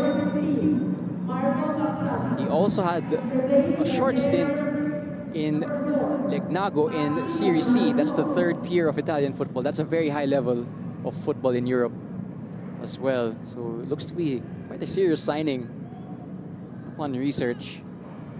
Again, not the circumstances that you want your signing to make a debut in, but nonetheless, there is quality there. There's Lucas Del Rosario. Merbach is alone in the box, but cross is overhead.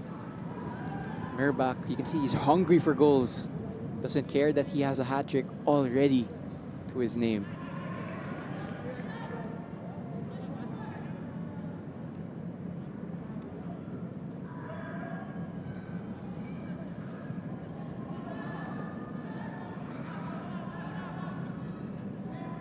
Player on the ground once again. Actually, it's Abarca. Not for the first time on the ground. Might be a case of cramps. He's being stretched by Menzi. Again, you do wonder if fitness is going to come into play sooner or later in this match. Kaya, probably the fitter of the two because they played a few weeks ago, but Don Bosco haven't played quite some time. And that's going to be a problem for maybe some of the other teams also in the PFL. Again, in that match day we had in January, there were only 6 teams that actually played. So the rest of the team didn't actually get to keep their fitness up. You also think about the ground covered by Abarca as well. He's been doing a lot of those forward passes, those forward runs to start on the quick transitions. But he never let up his defensive duties as well. He's been covering a lot of ground. That's why he's been also one of the more noticeable players from the side of Garelli. He's going to go off because of cramp. Perhaps not the fashion in which he would have wanted to come off this game, but I think nonetheless, a lot of the fans who watched today's game will agree that he gave a good display, especially in those opening 20 minutes or so. In his place comes Romel Katarinin, but nevertheless, good debut by Abarca, who I believe also has a pretty good following on social media to keep out for his vlog. Chance maybe though for Don Bosco. Toyoda once again being tested. He's going to win the battle for now, but the corner is going to go in for Don Bosco. And Melgaco bringing the ball all the way up to the attacking third, matching out Toyoda on that physicality, the shoulder-to-shoulder tackles, and eventually for the effort gets a corner. If I'm not mistaken, this is the first corner for Don Bosco Garelli. Chance maybe to make the scoreline slightly more respectable. However, it is a very, very short one by Yamaguchi. He's back with Yamaguchi. 1-2 is played. Toyoda once again. And once again, Toyoda matches his opposite attacker, his compatriot actually. So he passed the test yet again. Again, Tayo Toyoda, one of the other new signings for Kaya. Top signing because he came from a high level of football, played for SP Falcons in Cambodia. And he played against Manila Digger in the AFC campaign earlier on. He lost that match, but I think it's also a good thing that he already knows what it's like to play against one of the better teams in the PFL. So he has that familiarity. Excellent acceleration from Esso. Maybe just overran it at the end. And again, two players hit the deck for Don Bosco. One of them stretching, looks like cramps. That looks like Michael Sims down on the pitch there. It was Traore who's able to get back up after that collision with Esso. Esso injecting more life for Kaya FC, coming on as a substitute, fresh legs on full display.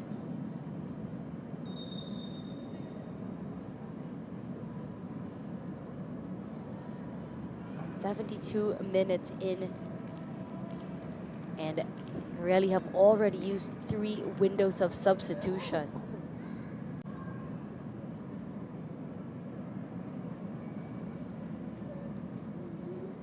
Closer look at the captain, Ori Menzi.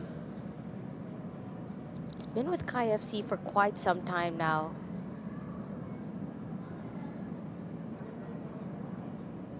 You'd imagine as well, after the retirement of Simone Rota, there's probably a big leadership gap in the locker room of Kaya.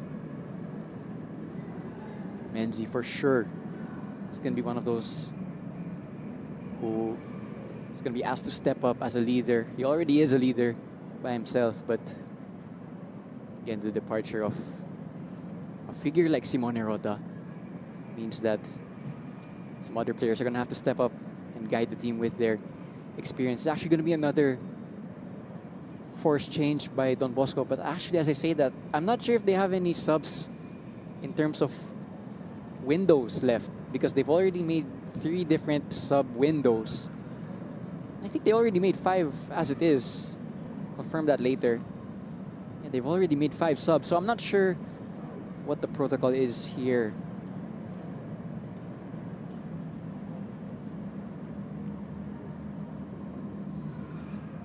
Sims taking his time, able to get back on his feet. Will have to step off the pitch, of course.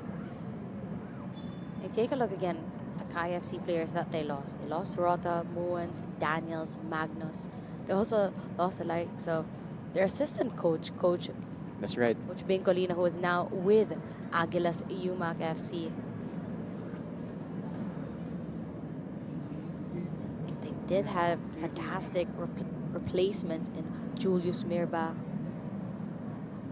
Tayo Toyoda, and now a glimpse of Pati Malamansoko. Of course, the return of Shuto Komaki as well. Earlier, that was, of course, Coach Yu Hoshida, head coach of KFC, not only for their men's football program, as well as for the women's. He's also coming as a former PFL player who has made that transition. And he signed as well 2 assistant coaches who have come from the PFL as well. Alfred Osei, once upon a time player for Kaya FC, and a goalkeeper coach in Baba Sampanya.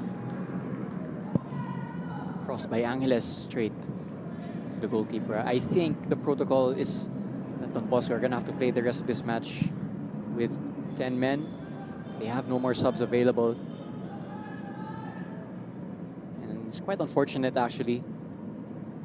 A bit unlucky in the manner that they've lost Michael Sims. But you'd have to question as well the game management of the coach, because he made 2 separate substitutions just within 5 minutes of one another. Again, the rule, for those of you who are not 100% sure, you can have a maximum of 5 subs, but you can only make them in 3 substitution windows. And if I'm correct, the halftime break doesn't count as a window. So if you choose to make subs there, you can actually, and it won't affect your sub windows. But because they made that double substitution twice within, I believe it was just within 5 minutes, and then an injury to Abarca means 5 was already used in 3 windows. That is why when Sims went off, there's no replacement. Kaya are going to be smelling blood because they're going to be man advantage. Header by Mirbach, but it goes wide. And Mirbach, I think he smells blood, and he will want to add to his tally. Very, very good striker because he has so many different parts to his game. 3 different types of goals.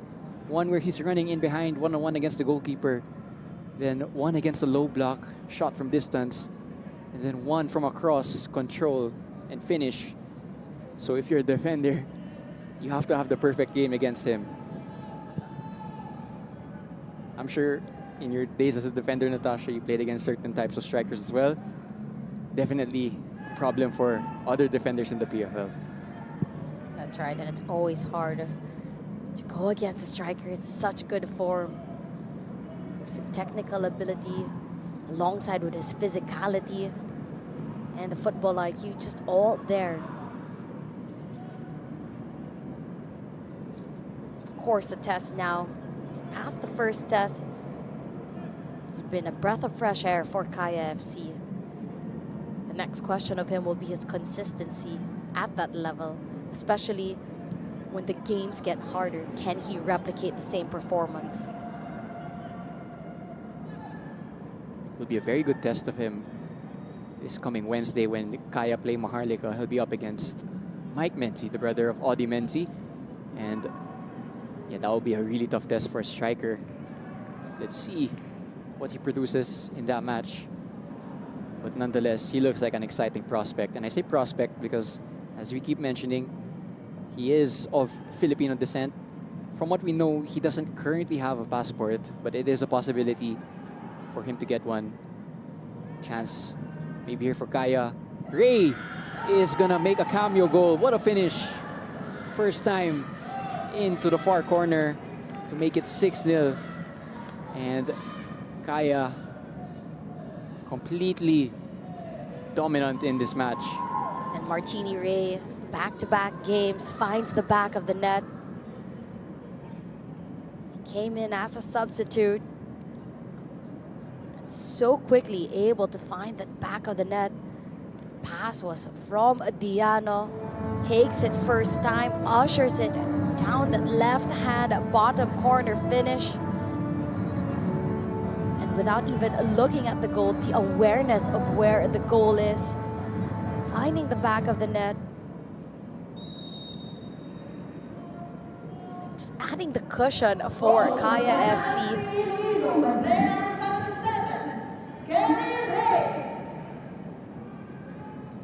It is a bit of a sucker punch as well for Don Bosco. Actually, as I say that, it looks like Michael Sims is back on the pitch. So they're back up to 11 players, but they conceded that goal following a spell where they were down a lot, and Kaya just got that momentum back to force Don Bosco back. Here's Ray once again. Diana, of course, just very much part of the attack, getting the assist to Martini Ray.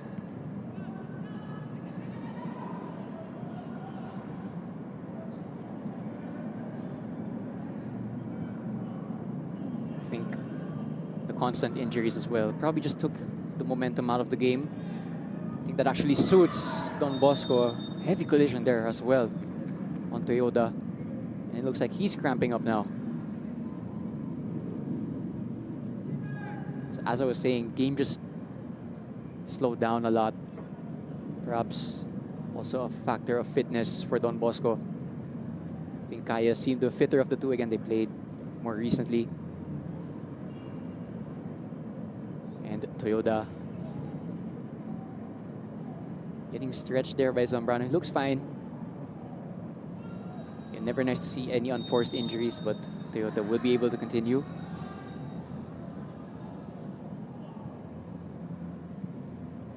Passing between the lines. Here's Ray. Ray forced out wide. He's going to combine with Angeles. Forced backwards for now. Menzi's going to go for the switch towards Mirbach. Flagged up for offside. Merbach looks like the type of player that doesn't want to give a defender an easy afternoon.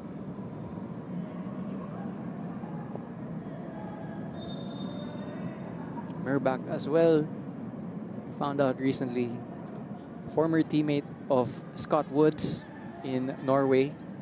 Scott Woods, of course, now in Thailand, I believe, or Cambodia. Confirm that later, but now in Asia and in the national team pool. Let's see if Merbach is able to do the same. Chance maybe for Don Bosco though. The cross is overhit. It's a good touch from Angeles to keep that in favor of Kaya. Eric Esso shot from distance. Tell you what, that would have been some banger from Eric Esso, goalkeeper. Well, Chamrad at full stretch. Esso with the pace to get the ball. Rocket of a shot. Wasn't far from on target at all.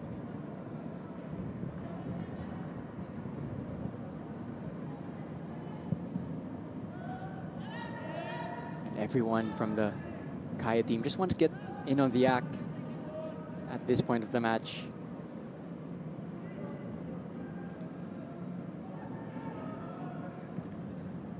Can Don Bosco actually score a consolation goal, which they were able to do when they played Kaya the first time. They scored, I think at the point they scored, it was already 5-0.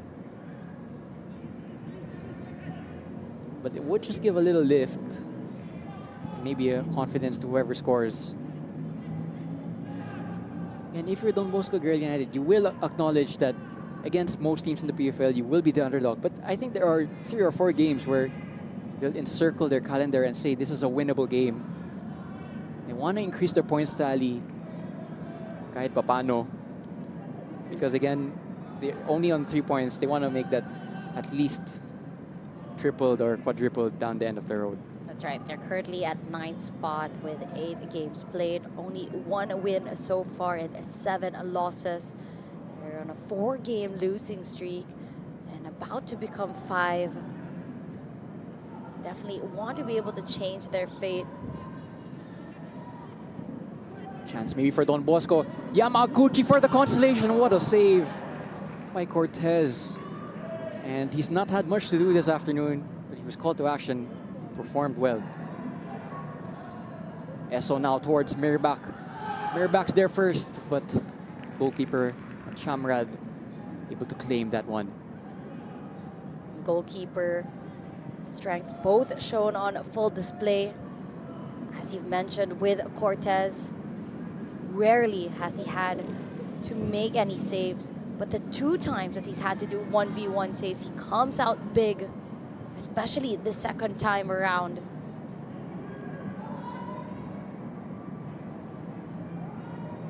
Don Bosco will feel that fine margins, and they would have had 2 goals. Again, Kaya have 6, but at least those 2 goals would have made the scoreline a little bit more respectable towards them.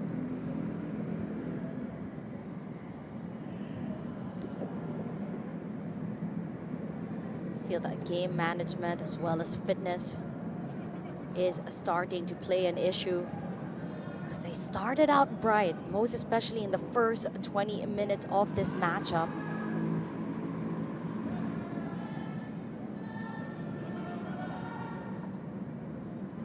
Floodlights just shutting off for a moment. It is still quite bright here at the Rizal Memorial Stadium, coming to you live. Again, I'm Diego Cordero alongside Natasha Alquiros Dato. Currently 6-0 in favor of Kaya and could get more. Esso trying his luck from distance, not for the first time. You have to say, Esso off the bench is looking really good. The few moments that he has been involved, it's been all positive.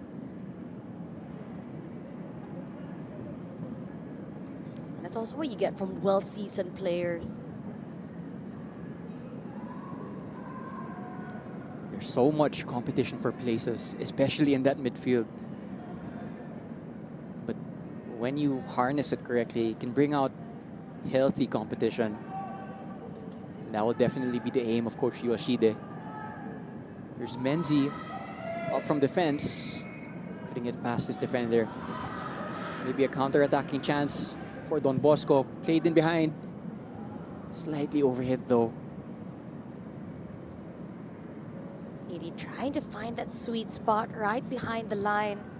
Just couldn't connect with their attacking player in Melgaco.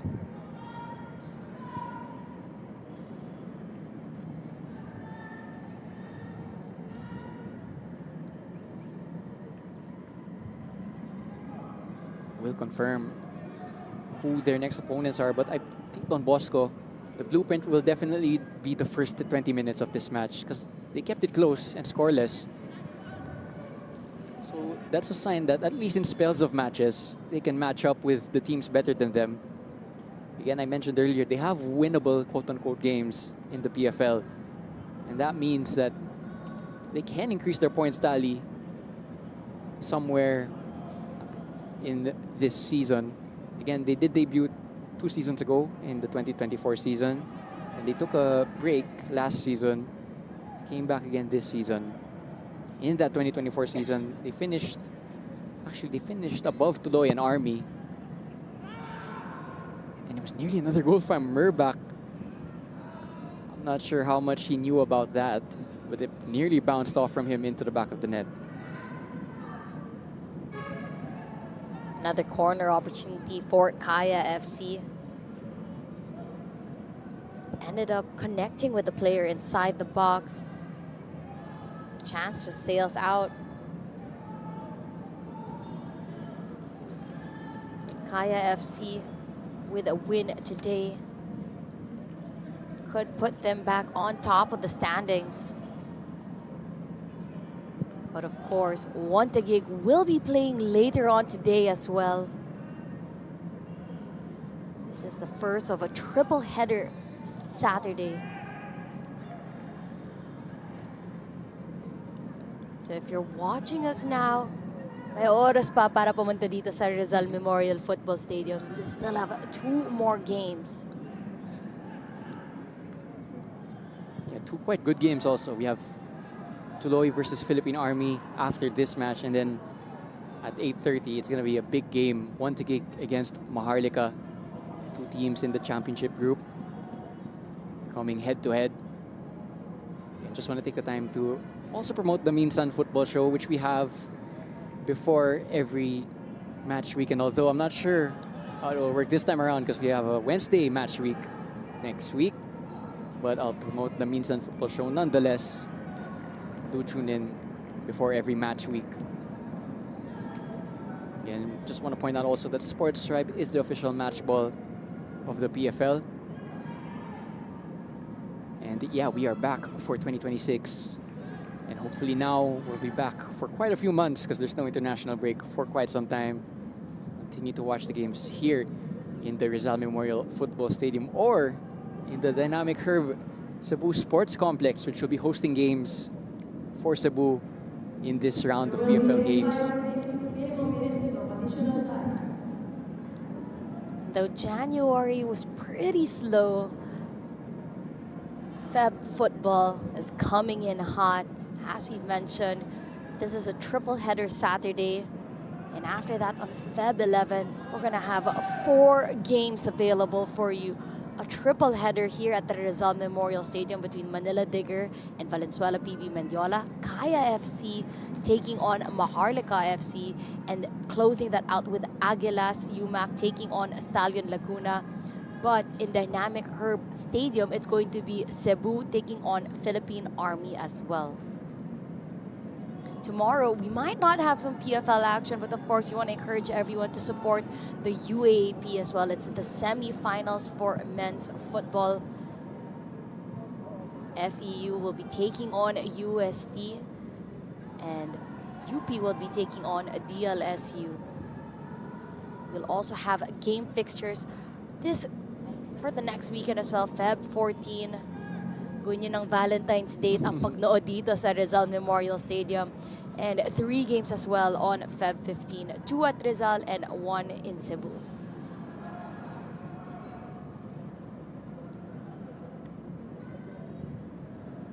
Again, a lot of footballing, meals for the football fans all around the world also.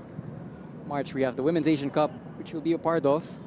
Training camp actually already began, according to reports. Then we have Philippines men's versus Tajikistan. That's a huge one to qualify for the Asian Cup. Of course, it's also World Cup year, so a lot of action. And I haven't even mentioned it, but we also have the Hyundai Cup for the Philippine men's. And according to reports also, that will be played, or the home games rather, will be played in New Clark City Stadium. Merbak, I'm sure, has a little bit of a glimmer of that tournament in the back of his mind. Shot taken from distance. On target. I think Matin had it covered, but because of the power, had to push it out for a corner. Gotta love the movement that he does. Comes in from that left-hand side, cuts it all the way inside. Just outside the box, connects with teammates, sees he has some time and space and goes for goal. Forces the keeper to make a save. And another corner for Kaya FC. Into the near post. Martini Ray unable to get the flick on. There's actually a player on here for Don Bosco. And they just about played right. Here's Yamaguchi. 3-on-3 for an attack from the black shirts. Yamaguchi. Pass is slightly overhit. Still on though. Crossed in. Header.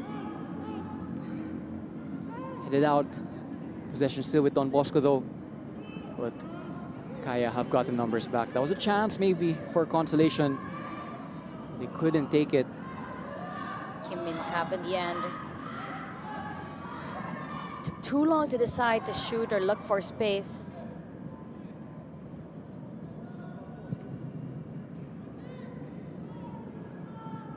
Zambrano, Del Rosario. In another good quality of Merbak, he can get your team up the pitch. You can use him as an outlet in behind, and he can use that pace. According to his transfer mark, he also has experience as a winger on both sides, so that means at some level he has a turn of pace. Here's Menzi into the penalty box. Crossed in. Looking for Merbak. And Merbak signed a little bit too late to get into that golden boot race. But he will definitely be in and about the goals in the PFL. This game, of course, ends with 6-0. You gotta take the positives. 1 goal less scored than the first round when these two teams met. But you have to say more attacking threat coming from Garelli this second round. If they can just get their ducks in order, they could get better results.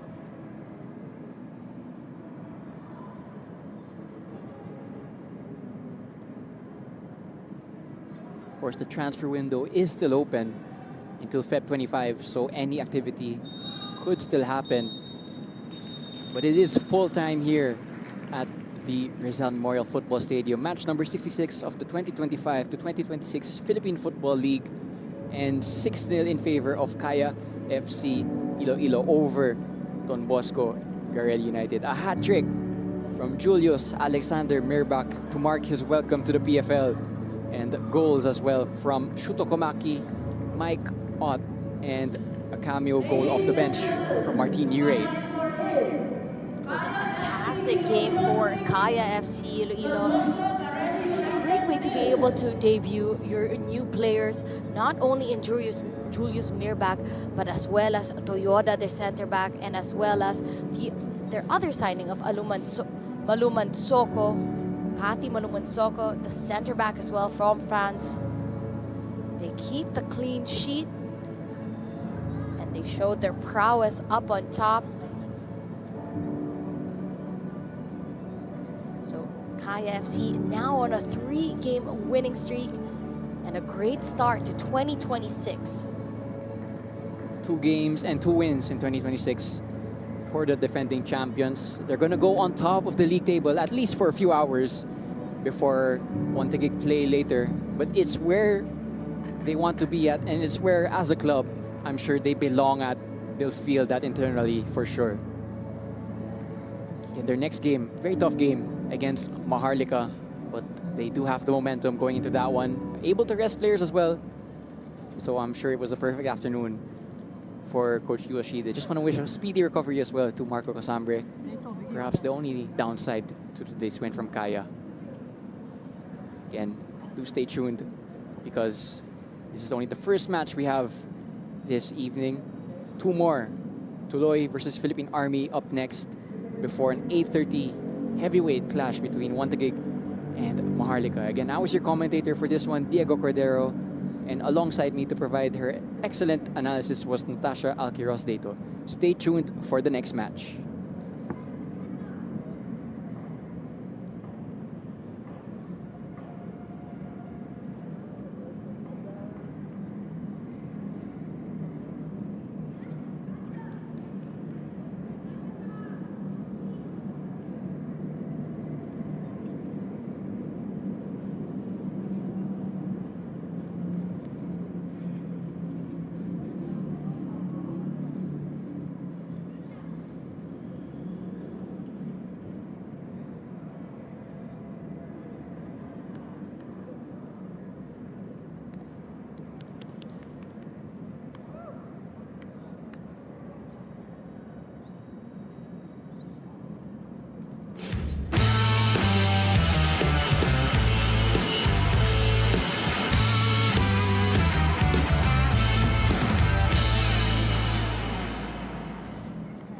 Congratulations on the result. What are your thoughts of the game?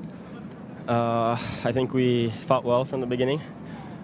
We could have been up maybe 5-6 already in the first half, and I think we just finished the game strong and yeah, controlled the game all the way in. How do you plan to move forward given the results? We keep working. We've had two really good training weeks, and yeah, coach has been really good in preparing us. So I think we're going to do the same in the next 2 weeks. Any message to the fans?